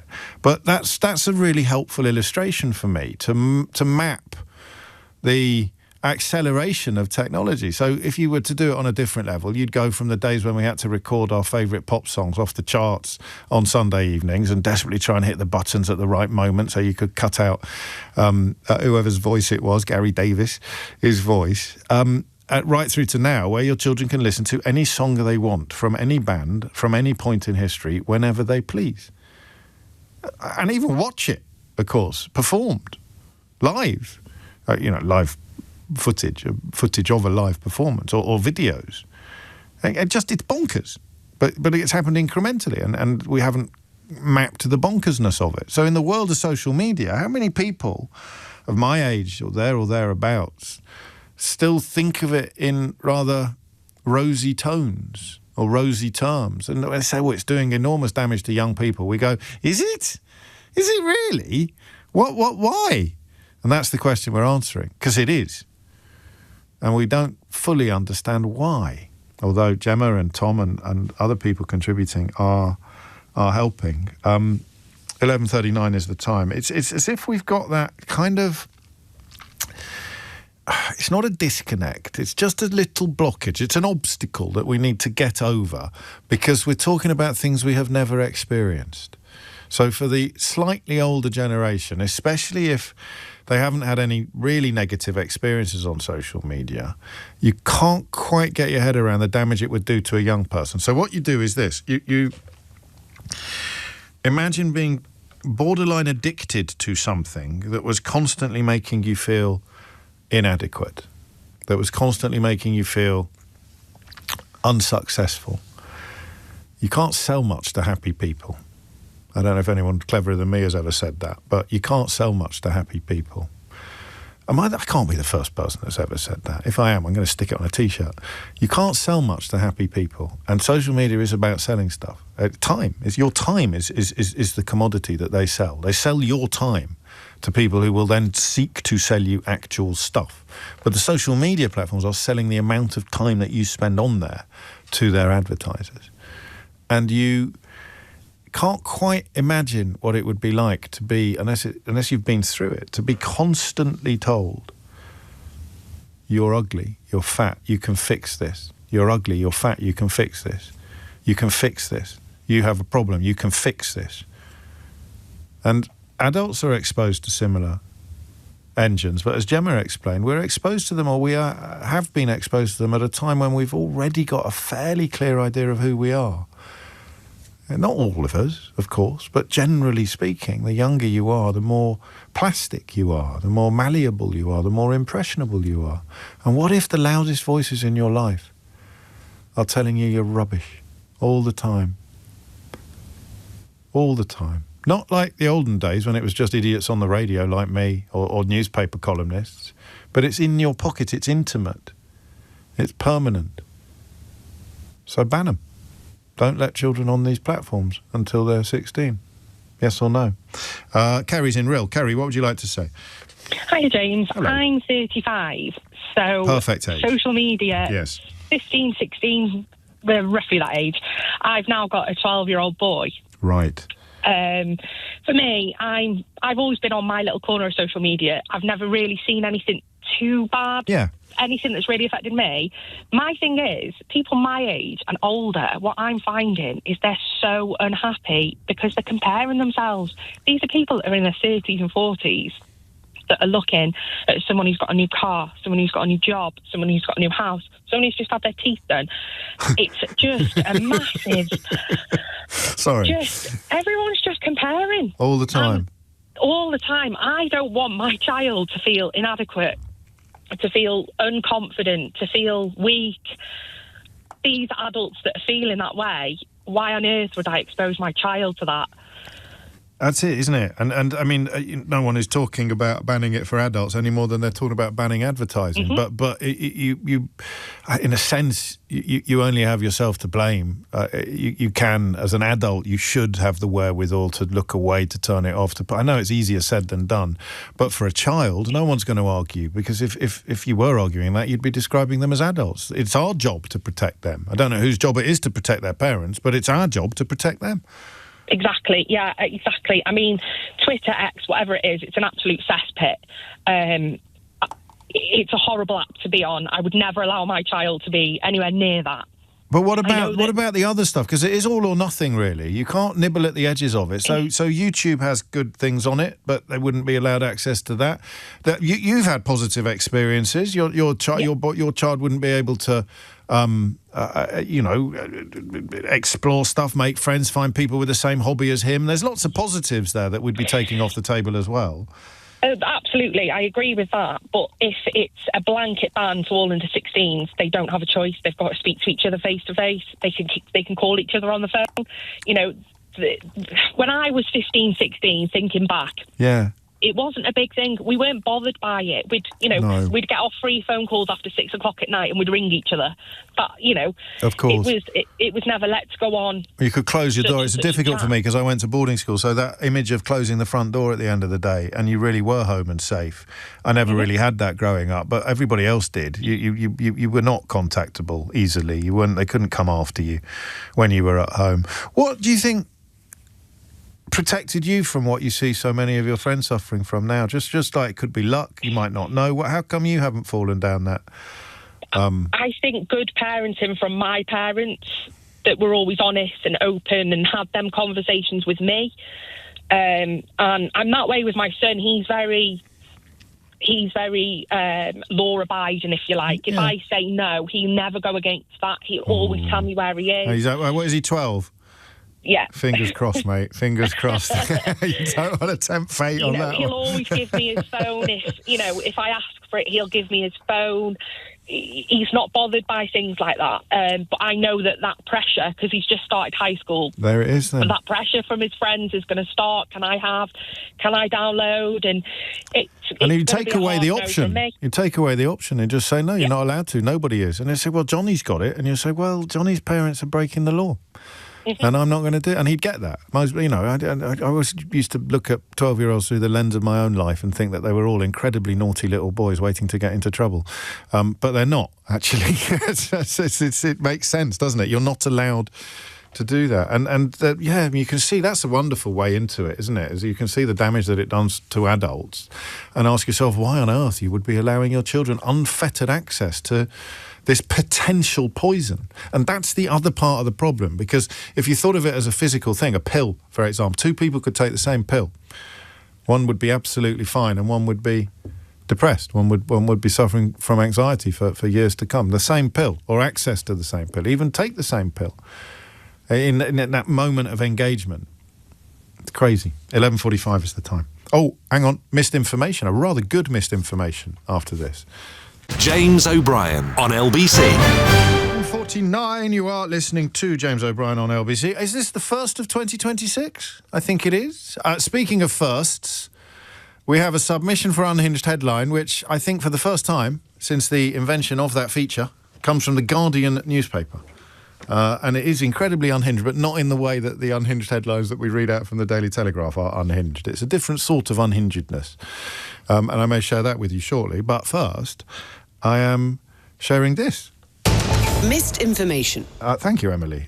Simon Evans is the Deputy Editor and Senior Policy Editor at Carbon Brief, a UK-based website covering the latest developments in climate science, climate policy and energy policy. And he joins me now because of an extraordinary headline in the Mail at the weekend, which contained the figure that Ed Miliband's net zero drive would finally cost. And that figure was, you might want to sit down for this, £4.5 trillion. I'll do that again. £4.5 trillion. Simon is here to fill in some of the gaps in that information. Simon, what information are we missing here? Yeah, it's a little bit hard to explain because it's staggeringly idiotic the way that they've come to this headline. So effectively what they've done is they've said, what is the cost of installing, building, owning, operating the UK's energy system in each year? So that's everything from buying a car, buying a boiler, buying a gas-fired power station, buying a wind farm, all of those things, all of the things that make and use energy in this country. And also... So if we did it all in one go... On one day, we replaced every single energy-related institution, project, product, right on that minute, on that note, and that's that. Okay, well, this is fun. And then what you have to say, and so then you add up that cost, and the National Energy System Operator did this, and they said over 25 years, the investment, the capital cost of all of that equipment, if we were to get to net zero, would be £4.5 trillion. Yes. But what the headline is missing is that the alternative isn't free. So in order for 4.5 trillion to be the cost of going net zero instead of something else, the something else has to be completely free. So we have to be able to get free gas. Because free otherwise petrol, it would be free cars. Carrying on as we are would cost £3.5 trillion. Therefore, the final total, or it would cost £4.8 trillion, or it would cost £4.2 trillion. So the figure is entirely meaningless. Exactly. Yeah, it makes absolutely no sense at all to compare the cost of having an energy system that happens to be net zero for 25 years, of installing it, running it, all of the things that we need to do. And then comparing that to absolutely nothing, comparing that to a fantasy world in which we get free electricity and free this is what I'm going to do. I'm going to bring it down to the individual consumer. Is that the £4.5 trillion contains all of their electricity bills. It contains what they spend on their car. So for that figure to be meaningful, their next car would be free, and all of the electricity that they use for the rest of their lives would cost them nothing. Yeah, so the £4.5 trillion is just the capital cost, just the cost to buy the stuff, the power plant, the cars, the boilers. If you want to know the cost of running it as well, so the cost, the staff that you need at power stations, your annual service charge for your gas boiler when you get it checked. If you add all of that in as well, then you get to 7.6 trillion, and that figure has also been in the papers in the last couple of days. And then if you want to go even crazier, even one better than that, what you can do, and again, this was in the papers today. It was in a Sun editorial. Yeah. It was in the Daily Express. Is you can say that the cost of net zero is 9 trillion, which is double the 4.5 trillion that you said in a fun voice earlier. And the way that you do that is that you add up the cost of building and operating your net zero energy system, and then on top of that, you add the cost of climate damages. So, the economic damage that's caused by CO2 that we put into the atmosphere. And you pretend, again, that there would be no climate damages if we didn't go for net zero. If we carried on burning oil and gas, then magically those climate damages wouldn't exist. So pretend is an interesting word. And it preempts the question I was going to ask you next. In the rationale behind the Quango doing this is sound, right? Is it? I mean, it makes some sense to have done the calculation that they have done. And then it's the journalists that abuse it, or have you got a problem with the original calculation? So what the National Energy System Operator, the Quango you mentioned, what they did was they added up all of the costs of building, operating, etc., the energy system, and then they compared a different world in which we carry on using fossil fuels, and then they worked out the difference, and that's what you should focus on. That's the important number. And they found that over 25 years, a net zero energy system would cost something like 360 billion more than a fossil fuel system, assuming that we don't care about climate change, and assuming that climate damages don't cost us anything, that floods don't matter, increasing heat waves and so on. So none of the costs that are incurred by not making the changes are included in the calculation. Go on, sorry. And then they concluded that if you cared about climate change, if you valued the damages caused by greenhouse gas emissions, then actually going for net zero was the cheapest option for the UK. They published that in the autumn, and what's happened now is that some political operatives, some think tanks have got hold of the numbers, and they've just added them up to get the the highest possible value, the scariest sounding number they can possibly find, even if it makes no sense whatsoever. So they've persuaded a bunch of journalists to publish without any question. There it is. And those think tanks presumably are either philosophically or geographically in the environs of London's infamous Tufton Street. Yes, exactly. Interesting. It's often the way with misinformation. So to conclude, the NESO, and you provide links on your Blue Sky page to all of the relevant documents so that people can dig into this for themselves, conclude that it going net zero would be pardon the pun, would be a net saving for the economy, for the country. But if you completely ignore 50% of the calculations that they've done, you could pretend that it's going to cost £450 billion. 4.5 trillion, or even 4.5 trillion pounds. I should say I actually haven't checked the figures, but I'm pretty sure that's multiples of the size of the UK economy. So, if you were a journalist, you were writing up that number, you might have... Just stop and think, hang on a minute, that can't be right. It's been Mike Myers sitting there with his little finger in his mouth. It's ridiculous, isn't it? You go, hang on a minute, I've just written an article that they're going to put £4.5 trillion in the headline. How feasible is that? And no one did that. Yeah. None of the people who've put their names to these articles have simply asked themselves, hang on a minute, maybe I should check my sources. Yeah, I mean, I don't want to speculate too much about the state of mind of the journalists involved, but you can imagine that, perhaps this just fit with what they expected.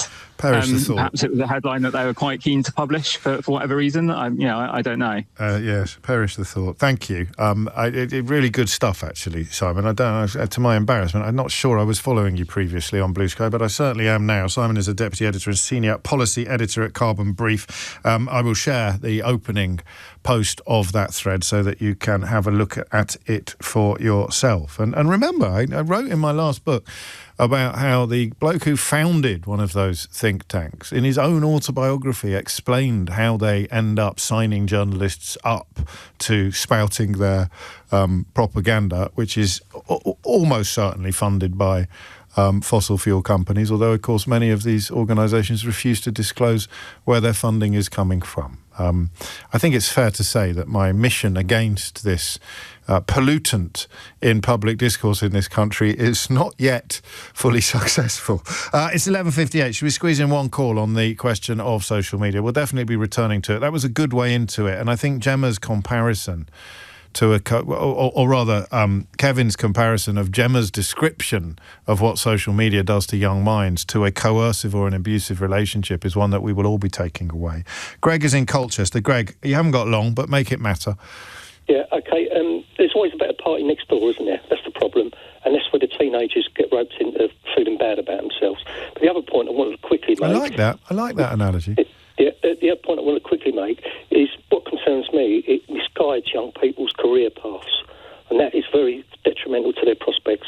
You get young boys especially, they'll say, oh, look at this bloke, he's got a brand new BMW, he's only 19 because he does this, that and the other, and it's all nonsense, and it's not teaching people that life is tough and you've got to work and do what you've got to do. You've got to go to university. And then because it's easy to sound unkind when you say that. I know you don't intend to, but what we're doing is understanding how these young people end up in that situation. But they're getting sucked into an easy route, and when they can't get it, they think they've failed. They think there's something wrong with them. That's the point of empathy and sympathy. Great stuff, Greg. You did indeed make it matter. Last word on this goes to someone who's asked me not to share their name for reasons that will become relatively clear. This caller, again, I think we're going back to Gemma in Tower Hamlets, is describing... it was Kerry in Rill, 35-year-old mother of the 12-year-old. This caller is describing my girlfriend.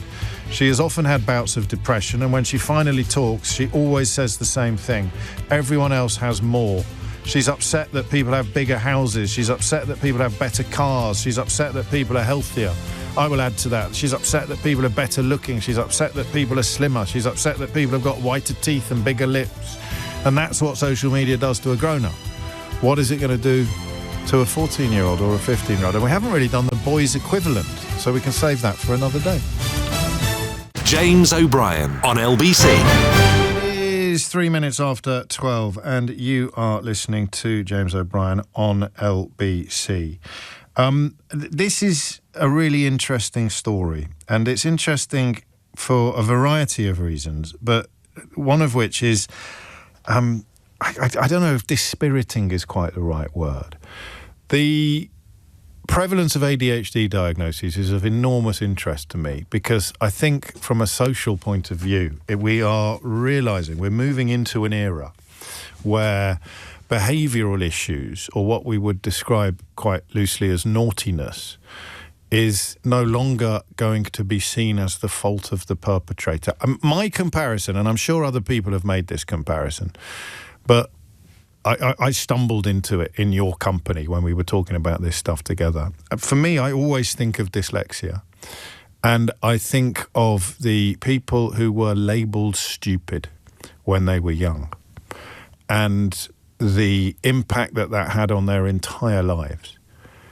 Occasionally positive. I've had a couple of full disclosure guests who were labelled as dyslexic when they were young, who, forgive me, were labelled as thick when they were young, but were actually incredibly bright people with dyslexia, and they've gone on to be extraordinarily high achievers. Jamie Oliver, for example, and Brian Conley as well, actually, one of my favourite, but two of my favourite interviewees on Full Disclosure, which will be back next week, I think, don't worry.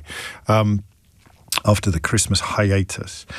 But for the massive majority of people, and it's traumatic as well, you know, even if you are enormously successful in life, being labelled as stupid when you were little still sits with you. The body keeps the score, as therapists like to say, and the trauma, that childhood trauma of shame and embarrassment will stay with you, whatever you do in your life. And it wasn't your fault. You were not stupid. You were not thick. You were dyslexic or lazy. You were lazy. You're a lazy boy. And you weren't lazy. You just couldn't see what everybody else could see when they stared at the page. And I'm of an age where dyslexia was coming into the mainstream, or dyslexia diagnoses were coming into the mainstream while I was running through my school days. And not quite, I'm a little bit older, younger, I beg your pardon, for it to have been news to us. But I can remember the lads with dyslexia, and I can remember the difference that a diagnosis made. But I don't know when that... It'd be interesting to see the graph, wouldn't it? It must have gone off like a rocket at some point in the 1980s, probably, or was it earlier than that? And suddenly people are recognising that this is a very real condition that has very real impacts on loads and loads of people, and therefore... recognising it and diagnosing it was an enormous positive. Still needs work, still not a finished project, but my goodness me, how much better it is to recognise that just because somebody has difficulty with words, or in the case of numbers, dyscalculia, is not a mark of their intelligence or their human worth, because that's what it translates into. And for me, and listen, if I turn out to be wrong about this, then you can point and laugh and point to your heart's content. But for me, ADHD feels incredibly similar. It feels as if the labels that we have applied to people and blamed them for, naughty, disobedient, chaotic, lazy, all of these labels that we apply to tiny people and blame them for are not things that they have somehow chosen to be. It's so powerful, this. It's almost poetic. Picture yourself as a child, and then picture yourself getting into trouble, and then picture yourself in that moment of recognition, feeling regret and possibly shame. Why have I done this? Why have I done... Why? And then with regards to application, you know your homework is due, right? You know you have to hand it in tomorrow, but you're just going to read one more chapter of your book, or you're just going to watch... what am I going to do? And then suddenly an hour's gone and you've done... But I know I have to... Right, this time, I'm going to get up tomorrow, I'm going to make a timetable, and I'm going to think I'm just going to get everything done. And you don't. And you get labelled. You're lazy. You're naughty, you're this, you're that, you're the other. But what if your brain is just wired a little bit differently from the kids who find it really easy to do this stuff? You're not naughtier than them, or thicker than them, or lazier than them. You're just different from them. So a diagnosis becomes really powerful. really important. And that's going to form half of the conversation that we are about to have. Because the other half is possibly an exception that proves a rule. Usually, whenever the media finds an example of somebody swinging the lead, they use it to pretend that everybody is swinging the lead. And the reality of the situation is that nobody is swinging the lead, or hardly anybody is swinging the lead. You see it everywhere. Yeah, most obviously with benefit fraud, or people claiming that unfair applications are being made, or Motability cars were a big one lately, weren't they, where everyone was trying to take away. In fact, I think the government even did come along and do an incredibly mean-spirited thing just to assuage the chomping desk jockeys of Fleet Street who didn't think that disabled people should be able to spend their own money on getting a better car than the one that they would get as a consequence of their disability allowance. So they're paying extra to go further, if you like. So, because this is the headline in The Guardian today, the NHS is overspending by £164 million a year on attention deficit hyperactivity disorder services, with an increasing amount going to unregulated private assessments. And the problem with these unregulated private assessments, the key problem is that patients could be harmed by poor continuity of care after private diagnoses. But of course, the suspicion will also be that as demand reaches record levels and diagnoses accordingly, as you would expect, reach record levels as well, there becomes a little bit of room for worrying that a private company might be more likely to deliver a diagnosis than the NHS. Some of the people that The Guardian have spoken to describe worryingly low percentages of the private providers that follow very, very closely the NHS guidance on this issue. But as I say, that to me at the moment is a subsidiary of the issue, because it's going to be a reason why the costs are so high, but the key reason why the costs are so high is because so many more people are coming forward to be diagnosed. And this has become, in the last 6 months, one of my favourite topics. I think that my retirement will follow my failure to find excitement in new subjects that we talk about together. As soon as I find myself presenting the same programme every day with the same subjects that I don't really care about, and thumping my desk, pretending to care, that's probably when I will go off and take up fishing or golf or mahjong. Is it mahjong or mahjong? It's very fashionable, apparently. I was reading at the weekend. And this one took me slightly by surprise. Even more, of course, taken by surprise to learn that a lot of you have thought for years that I might actually have ADHD, which is certainly a mark of how intimate your relationship with your favourite radio presenter, or your 17th favourite radio presenter, can become. And that's what really interests me, is the difference it makes to grown-ups, because there's a temptation, isn't there, a tendency for everybody to sit around moaning about an increased diagnosis of something that wasn't diagnosed on this scale when you were young. That's why I use dyslexia. There might be people listening who still think dyslexia is just made up and is a camouflage for a lack of intellectual ability or a lack of academic talent. But if I'm describing you, you are what is technically known as a complete wally. I mean, it is clearly, you only have to spend 30 seconds talking to somebody with dyslexia to understand that the way they see things is completely different from the way that I do. It's a condition. I don't know if brain wiring is a helpful phrase to use, but it's the one I usually reach for. And so ADHD is exactly the same. And listen, I don't think I've done this yet this year, although I mentioned the book that it's in yesterday. I didn't mention this, did I? When I was talking to you about pets and vets yesterday, and I said I used to be an obnoxious idiot who used to accuse people of loving their pets too much, and I don't know why I felt the need to be obnoxious and rude to you, but I was, and I apologise. I did it here as well. I was, would you believe, one of those people who would say, well, we just called it naughty in my day.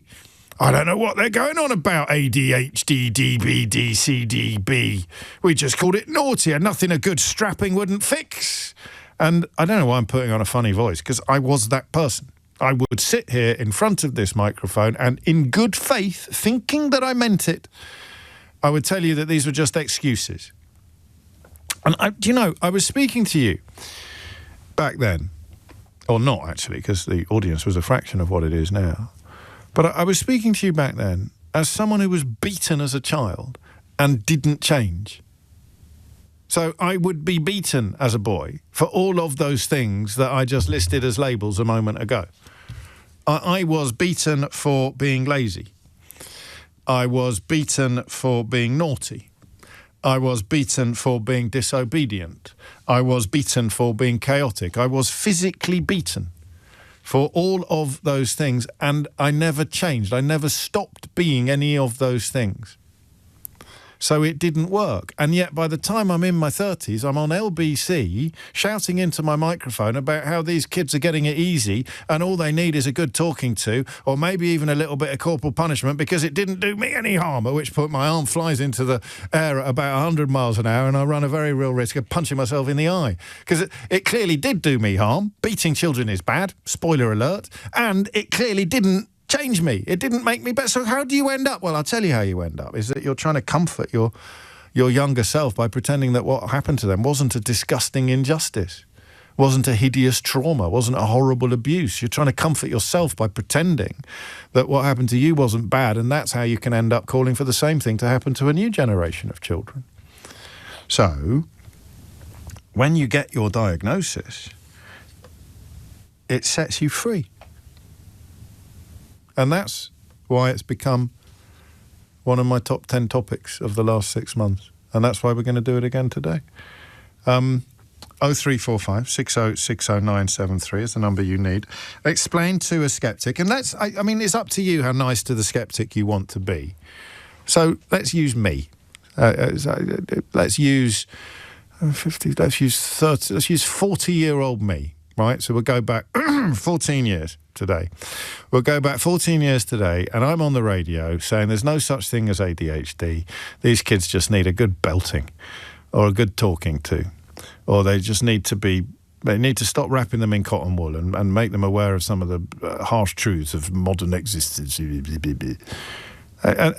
And you're going to, from an adult point of view, because we've talked about children a lot over the years, but it's only relatively recently we've started doing the adult diagnoses, and it happened organically, happened by accident, with people ringing in to talk about their children and then saying, oh, and by the way, James, while I was there with my boy who was having a terrible time at school, I realised that all of the things he was ticking, all of the things that he was being asked about applied to me as well. So I went for an assessment, and lo and behold, that's why my life has gone, in some ways, down the path that it has gone down. And that's what I want to hear about. I want to hear about the difference that it made as a way of proving to 40-year-old me, lest there be any doubt, that I was an idiot. And that's a nice way of doing it, because you don't have to call anybody else an idiot. You can just call 40-year-old me an idiot. And you can do so on 0345 6060973. I like the story. Like is a funny word to use. I recognise the importance of the story about the unregulated private sector moving into this space. I'm less confident about you being able to tell me more about that. And that's not a criticism. It's just pointing out there'll be a lot more people out there qualified to tell me about what an adult ADHD diagnosis does than there will be people qualified to tell me what an apparent proliferation and over-reliance upon unsatisfactorily regulated private companies doing the assessments. But there will be some people out there qualified to do so. And while my switchboard is full at the moment, I can see from Rebecca's notes that 2 of those calls are taken up by bad lines, so they'll be free in a second. And you can then grab that to talk to me about that element of the story, the private ADHD care that is perhaps suboptimal and part of the reason why the costs are so high. But I'm most interested, and I'm firstly interested in the just the difference it makes and how you can prove via that diagnosis that 40-year-old James O'Brien was an absolute prat. James O'Brien on LBC. It's 20 minutes after 12, and it is... When it's explained to you, it's pretty obvious, and the best way to explain it is probably for people of a certain age via dyslexia. But the main reason why ADHD diagnoses are rocketing is because more people are getting diagnosed with ADHD for real. The helpful red herring of fakes or lead swingers, beloved of tabloid newspapers and tabloid types though it may be, denies the rest of us the beauty and power of understanding an issue. And that's what we do together every day. We try to honour the beauty and power of understanding things. So let's start. Kip's in Colchester. Kip, what difference did it make? What happened? Well, I just went through a lot of my life thinking that I was very different to everyone else, and the way my brain worked just felt very different to those people around me. And yeah, I'm 44, and last year, sort of the middle of last year, I got a diagnosis of ADHD. Why? Why did you seek it, mate? Because I've struggled all my life with sort of mental health issues and things like that, and I make, one of my things I do is I make content online, and I sort of found other content creators who are sort of very big, who had been talking about their ADHD and how it worked in their brains. And I was just sat there thinking, this is me. This is exactly what's happening to me. This is what's been going on with me my whole entire life. And I think the problem with me, because I was a child of the sort of 90s, ADHD was seen as it's a naughty boys thing, you know. I was never a naughty boy. I was always sort of quite well behaved, but I really struggled, especially when it got to my A levels. I just couldn't focus, and I couldn't hold in the information. And I was bright and I was smart, but I just lost all focus when it came to exams. And I absolutely bombed my A levels, and I just didn't really understand why. It didn't make any sense in my head. That comes with shame and a sense of failure, doesn't it, really? Oh, God, yeah, absolutely. I was watching, like, all my friends sort of getting their grades and being excited about going to university, and I just felt like the results day, I just felt so miserable. And, you know, when you go through the process of getting diagnosed, you sort of look back and they go into your childhood, and I pulled out sort of school reports, and there were so many reports that I had that were just like, he can apply himself, but he's just doesn't pay attention. He's just not listening. And it was just like, oh my God, it all makes sense now. So they didn't have the vocabulary to recognise what was going on through no fault of their own. That's why chronology is so important to these conversations. So you went along, you got the diagnosis. Yeah. What happened? What does it mean? What did it do?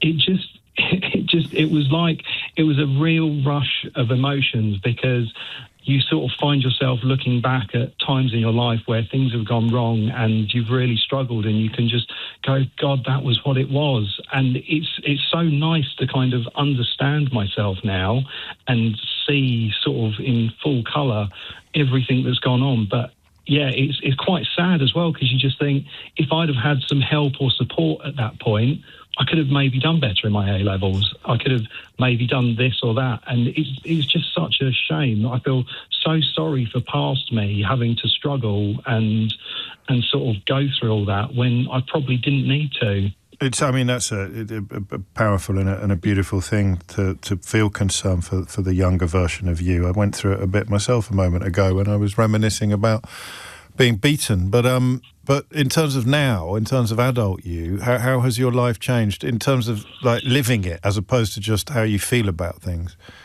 I think I'm allowing myself to just be me more and not having to mask it. I mean, I'm sort of started titration, which is sort of taking medication to find out the dose. So, yes, exactly. And I'm sort of going through that at the moment. So that's sort of been a bit of a journey. But and what does the medication take away or get or provide? It provides sort of a bit more focus. You know, I can think to myself, oh, I'm going to go and load the washing machine, and then as soon as I get into the kitchen, I don't think, oh, I need to clean this, oh, I need to load the dishwasher. I can sort of keep myself on track, and even sort of, I found myself driving. I'm just so much more concentrated. I'm not looking at the sat-nav screen and just sort of looking at the journey time and things like that. I'm just laser focused. So it is really helping me. Yeah. And it's meaning I'm doing more work, and I'm feeling sort of a bit better in myself, really.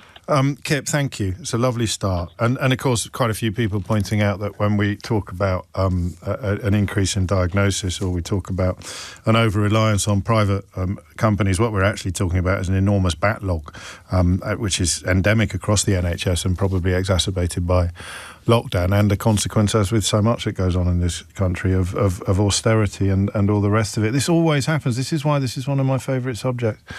People listening to Kip there, only one call in and they're hearing reflections of themselves. I've got half a dozen messages from people saying, oh my God, this is me. Gary is in Northwich. Gary, what's your story? Oh, hi, James. Hello. Yeah, I was really resonating with the last caller. I was diagnosed when I was 40, but I always had sort of depression and low self-esteem throughout my life. Right. But when you go for the diagnosis, they ask you to go back to your school days, and I've got my school report here from when I was 10. And and I've got it here. It says, I'll read it out to you. Yeah. It says, Gary is a lazy boy. His books are untidy and his homework has been a disgrace. He really will have to improve dramatically next year, otherwise his exam papers will not even be marked.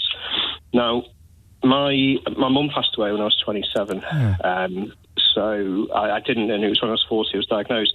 But looking back through this, I've got, my mum's written a note for me in here, basically saying how proud she was of me. And what she says in here, I can see your reports now when you go to secondary school. You'll forget your prep book. You'll not have done your homework. Oh, well, here's the next 7 years. But by the way, did I tell you that I love you and I'm proud of you? But I never had that. I never had that because she was an alcoholic and she had her own problems. So she could write this stuff privately in a box and she never actually shared it with you? Never shared it with me. I'm sorry. That really made a massive, massive difference. In a good way? In a good way, in a really positive way. What you don't get that as a kid. You know, you don't get that sort of people telling you you're proud of you, people telling you you've done well. Some of us do. Some of us did, mate. That makes it's one of the great unfairnesses. What do you remember about 10-year-old Gary? So he must have known that his teachers were getting cross with him, but he wasn't getting up every morning and thinking, right, I'm going to make a mess of my prep books and I'm going to get on my I mean, what do you remember about him? I didn't do it on purpose. I know, that's what I'm saying. I know you didn't. Yeah. But who were you? Who was he? Yeah, I was creative. You know, I was thoughtful. I was caring. And even like looking at my mum's notes on here, she points out that one teacher really was amazing, understood you, and you were so confident you did so much better that year. Then you got another teacher who was very draconian. Yes. And that really pushed you down, you know. So I think I've got my own kids now and they struggle. Sure. But I just try and tell them, you know, from like how my mum in this book was with me, I'm so proud of you. You know, like my daughter, she struggles with maths, she might have dyscalculia, she's amazing at music. And I just say, look, you're a musician. That's what you're going to be good at, you know, and just sort of, but now there's no support after I got my diagnosis. I've had to do it all on my own. Yeah, this is part and it's only this last year I've started my own business, so I work full time. I've got a business in my spare time. I'm only starting to make some money from it now, and that business is helping other people with ADHD. I make a planner that I use to help my own life, and I sell it online, and other people report back and get good reviews that it's helping them. So I think, I don't know, it's just... What prompted you at 40 to make the call? Or to seek the diagnosis? I was just, I was depressed again, just constantly depressed, really low self-esteem. And I saw a video, I think it was How to ADHD, and she was just talking online about inattentive ADHD, which is what I'm diagnosed with. Right. And it just resonated with me. So I just started getting some books. I've always read and took an interest in things. I think it's one of the things with ADHD is you can get hyper-focused. Yes, I've heard that phrase, yes. Yeah, then I tried to get an appointment. I had to eventually go private because the waiting list was so long. So that's kind of missing from the coverage today. Is it the reason why people are going? Well, it's not missing entirely, but it's the reason why people are going privately is because they're aware of the difference that it would make. And now the NHS is referring people to the private sector for the same reason. I love that. You really got me there. So I don't want to say goodbye without saying a little bit more about 10-year-old Gary and the fact that you didn't even know your mum was in your corner because of her condition and her issues, but you discover when she dies that she was all along. Yeah, 100%. But I'd say to anyone if you're waiting for a diagnosis and you feel like you've got it, just have more confidence in yourself, and believe in yourself. There are books out there, there's resources out there. There is, and I'll find out more about yours. Stay on the line. Tell Eleanor the details of what it is that you're doing. I just need to double-check things before we can mention it online or anything like that. And of course, you might not want us to, but in the meantime, thank you. And love to both of you, love to you and love to 10-year-old you as well. Amelia Cox has your headlines. James O'Brien on LBC. It's 12:33. You're listening to James O'Brien on LBC, where the conversation returns to... it's not well-trodden territory, but it's increasingly familiar as we learn the rocketing costs of ADHD care being met by the NHS, and such are the backlogs. And the lack of resources that the NHS is increasingly turning to private assessment companies, which is suboptimal for a whole host of reasons, about which I am keen to learn more. But in the first instance, the thing that interests me most, and you as well, is the difference that a diagnosis makes. And I think partly out of penance, that sort of Catholic concept of penance. You go to confession and the priest gives you 10 Hail Marys to make up for all the sinning that you've done. And I feel a sense of penance when we talk about things like this, because I was, not that long ago, part of the problem. I used to, for reasons I have unpicked, actually, and worked out, most simply expressed as a desire to convince yourself that no harm was done to you by things. I used to argue that these acronyms or these initializations of ADHD or ADD or oppositional defiance disorder, all of these things that very, very clever people have done an awful lot of work identifying and distinguishing and making distinct. I used to argue it was all a load of old nonsense from a position of epic ignorance. I could have, if my life had gone differently, I could have been a Daily Mail columnist by now. Absolute no understanding whatsoever of the issues, but the strongest imaginable opinions.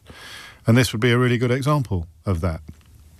Happily, I didn't go down that path, so I know that a diagnosis, even perhaps especially late in life, can make a world of difference. And so I'm just gathering stories this afternoon, including yours, Sarah, on the Isle of Wight. What made you pick up the phone?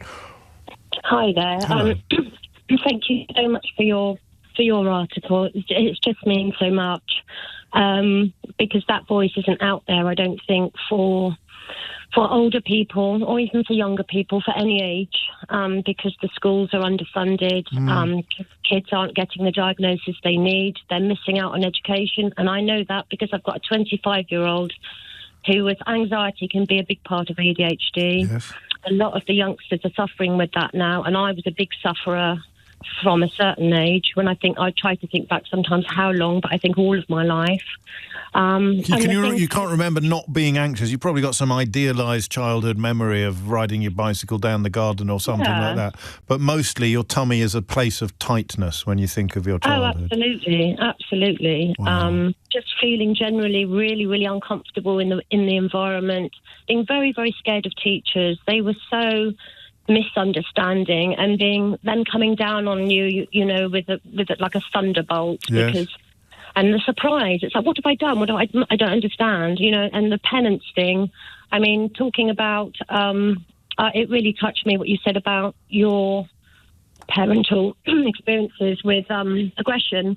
So my father was very violent. So it wasn't my dad that beat me, it was my teachers. Don't get me wrong, sorry. No, absolutely not. Sorry. No, it was my headmaster at prep school. My dad was a wonderful man. Sorry, okay. That's all right. Sorry. I was luckier than you, I think. So my dad was a policeman, and quite often these characters like the status of the uniform, but he bullied my brother and myself terribly. I mean, if I was to jiggle, I love music. I'm a musician. I've only recently started calling myself that, a musician. At the age of 18, I was Royal Schools of Music, grade 8 in 2 instruments, which is already a professional level. A degree at 23. Finished that, and then a criminal record at 24, because I was so out there with my behaviour. I mean, extremely funny, extremely active, always dancing around and cracking jokes. But that got me into trouble. What happened? I mean, I'm not confused about why it took so long, because the world has changed and your place in it feels different now from how it did when you were young. But why did you finally make the decision to seek a diagnosis? I think the criminal record at 24, when I was so talented, really knocked me to the ground, and I ended up then. Can I ask what you got? What did you get into trouble for, if you don't mind me asking? Fighting the police, funnily enough. So something. Yes, that's what I thought when I heard your voice. I thought, there's a police fighter. There's a lot going on there for Sigmund Freud, isn't there? Because what you were really doing, Sarah, of course, was fighting your father. I'm just going to stroke my beard for a minute now at this point. Yeah, he's still alive and he's still doing it, but he can only do it verbally now. Okay. But anyway, Mum's lovely. Yes. So I think I need to get to the point, I sought a diagnosis at 59. Yes. Because I've had such a disastrous life. Oh, I'm sorry. And I felt very guilty and very ashamed of my behaviours over the years, because also I like to drink. I'd like to drink and I'd like to smoke cannabis, which is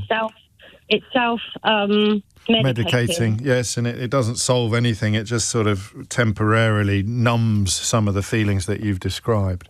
I think cannabis can be beneficial for people with ADHD, and that's something else that people don't understand. Maybe. But you can get it on prescription.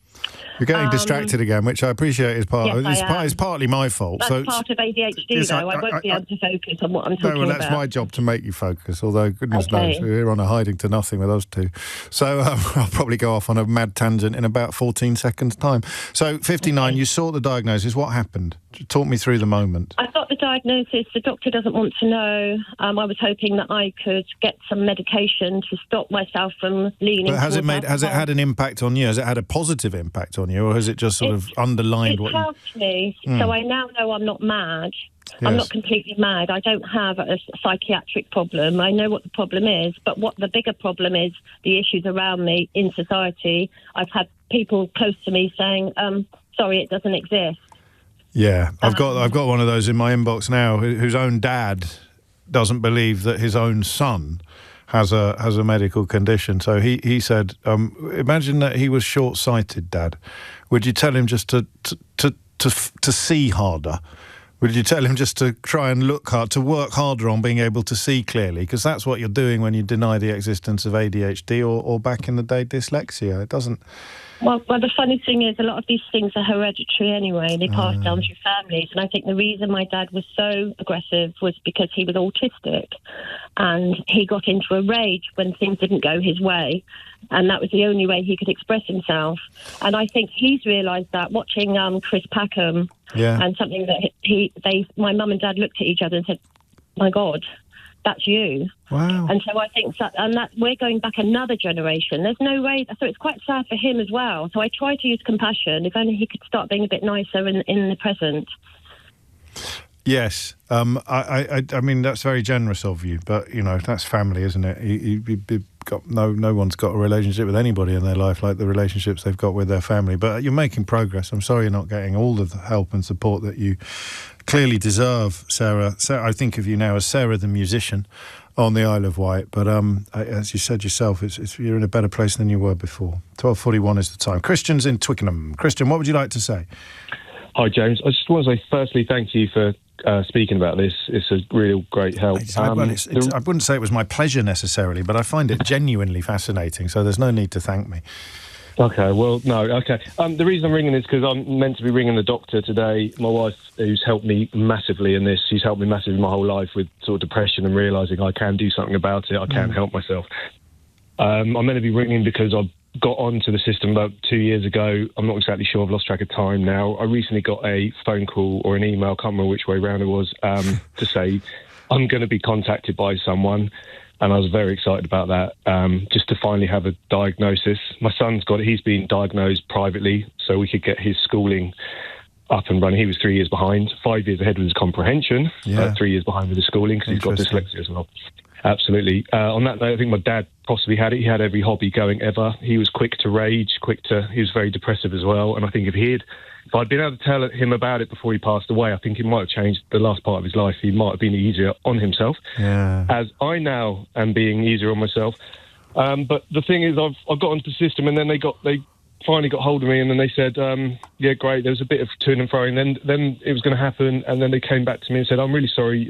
Well, actually, they didn't really say sorry.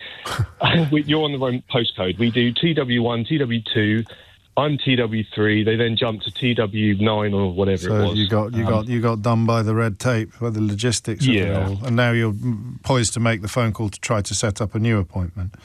But I don't know really what I'm asking for anymore. I don't really understand the whole process, which might sound stupid, but... I'd like to be assessed for ADHD. Well, yeah, and even that, I almost didn't want to speak to you because I feel a sense of... Why? What? Oh, sorry. Sorry. Luckily, on the last thing, there was a lot of things to make me laugh, which sort of helped, but it's just a lifetime of... feeling different and out of place and that sort. I wouldn't have gone. You're not. You've heard all the other callers. Yeah, exactly. Yeah. I mean, I've got mates that understand. I've got other mates that go, oh, it's the trendy thing to come up with these days. I'm like, if you had any idea what this thing is, if I have it, I don't even know. I don't really want to say it, but, you know, I walk downstairs sometimes with my jeans half on, one sock on, T-shirt on, I draped over my arm, and that's me ready. I want to get on to the next thing, and I kind of now realise, actually, that's part of it, and it makes me laugh. Yes. I don't get stuck in the supermarket for 3 hours when I go to buy, when I smoked down in Brighton, I went out to buy Rizzlers and I was gone the whole day. I came back with 3 books on bonsai because I've been talking to the bonsai man for hours and hours, and I was convinced I was going to be a bonsai guy. Never did it ever, which is a shame because I love gardening. Hyper-focus.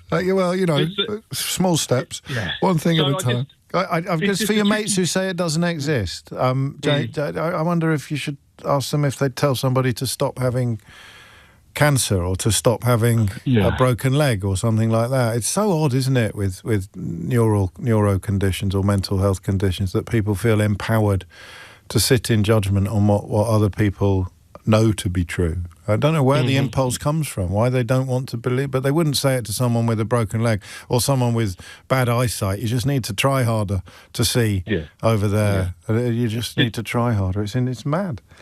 I think for most, I don't know if I can speak for everyone, but I think it's not having the label that we want. We don't want to feel special or whatever. Some people say it's a superpower. I get it sometimes. Most often in my life, I've never felt that. I've just felt different. I'm not surprised from what you've said, but I think it's worth making the call, and I think all you're doing is seeking, and your wife will help you.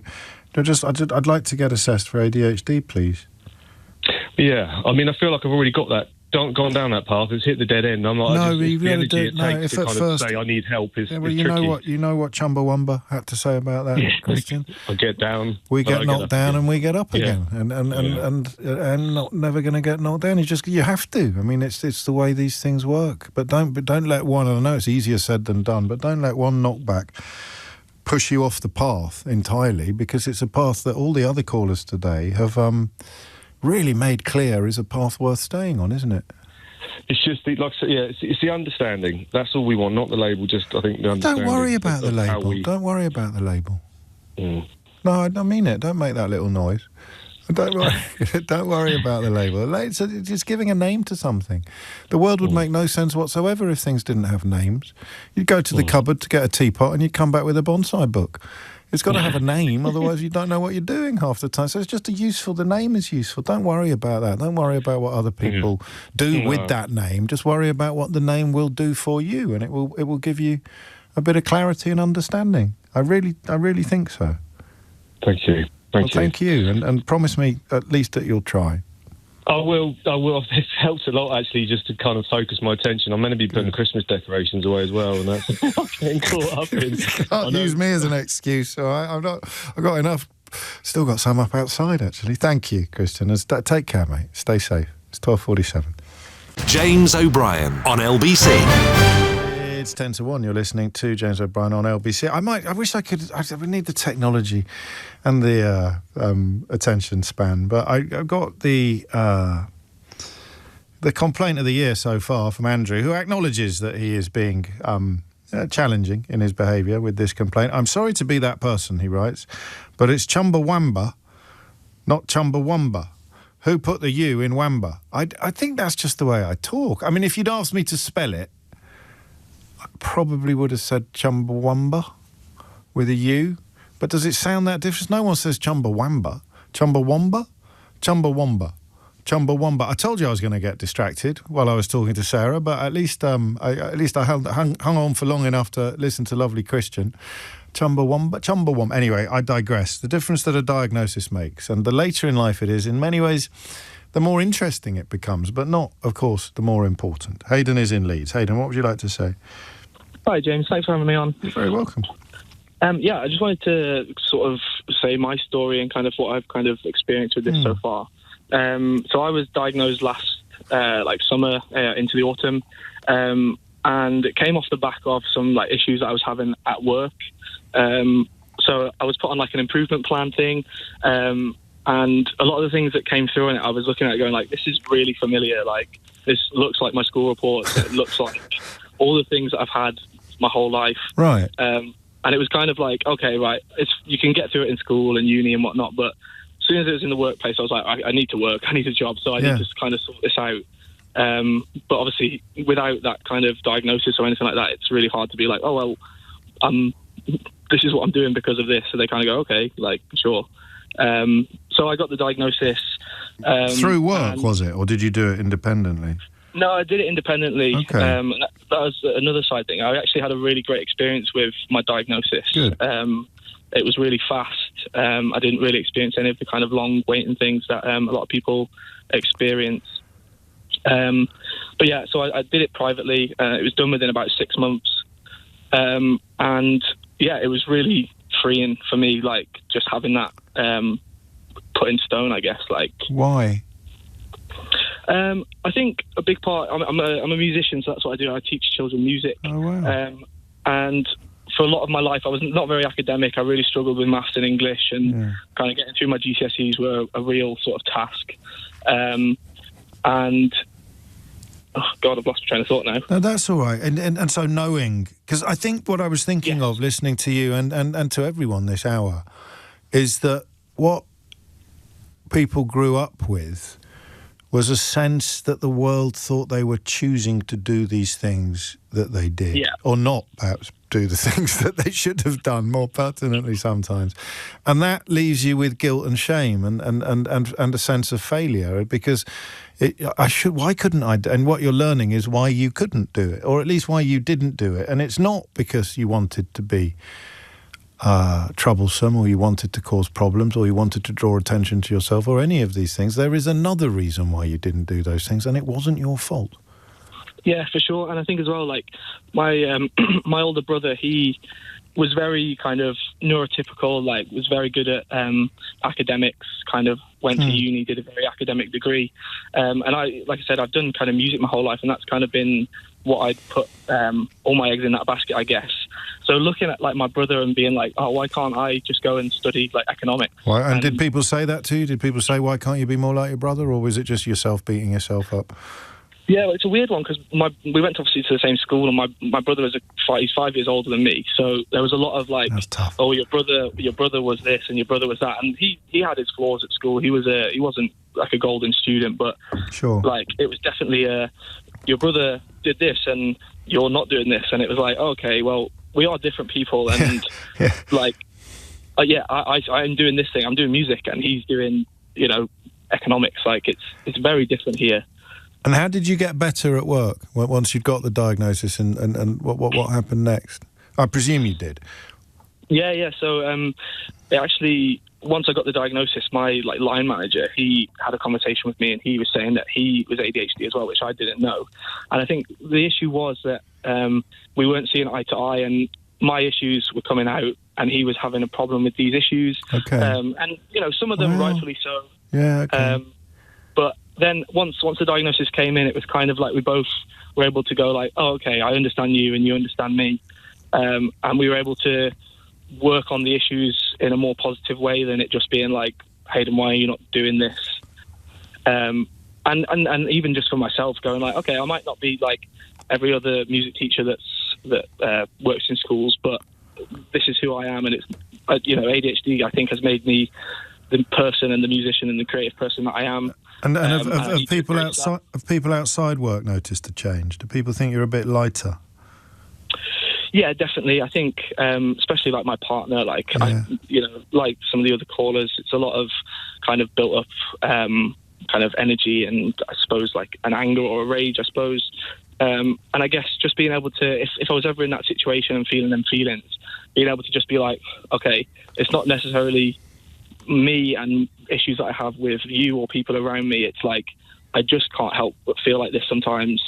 And just having a lot of context for my family was just really nice. Yeah, knowledge is power. I know it's a cliche. Understanding things is the first step to, well, clarity is the first step towards acceptance, I think. You can't accept something, you can't sit with something if you don't know what it is, you don't fully understand what it is. So much self-flagellation here, isn't there? So many callers, and I mean, they're the tip of the iceberg compared to what else is coming into the studio. But the idea, and that's the maddest thing about it, is that teachers and parents would give you a really hard time without knowing that you were beating yourself up much more severely than they ever could, physically or emotionally, because you didn't want to be doing the things, or didn't want to be doing the things that you were doing. And now what a diagnosis does is give you the reason, the context for that behaviour.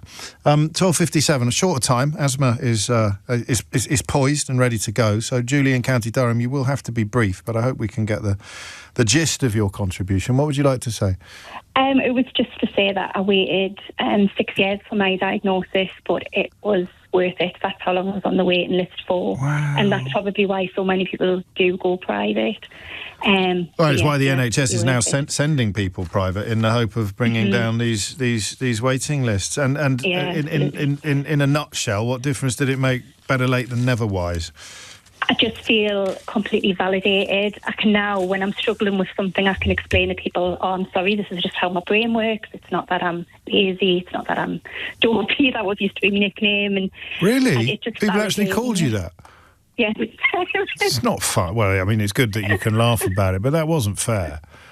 No. Well, I actually called them out on it at Christmas because somebody brought it up and I said, that's ableist. I've got ADHD. Yeah, good for you. What about the people who are dopey? We need to start worrying about them now. The ones that the ones who have explanations for it or distractions. That's lovely. I'm so glad that 6 years isn't fair, but it's better than not happening at all, isn't it? And I hope Christian gets his diagnosis or his assessment in place sooner, much sooner rather than later, as indeed does everybody listening to the programme today. Julie, thank you.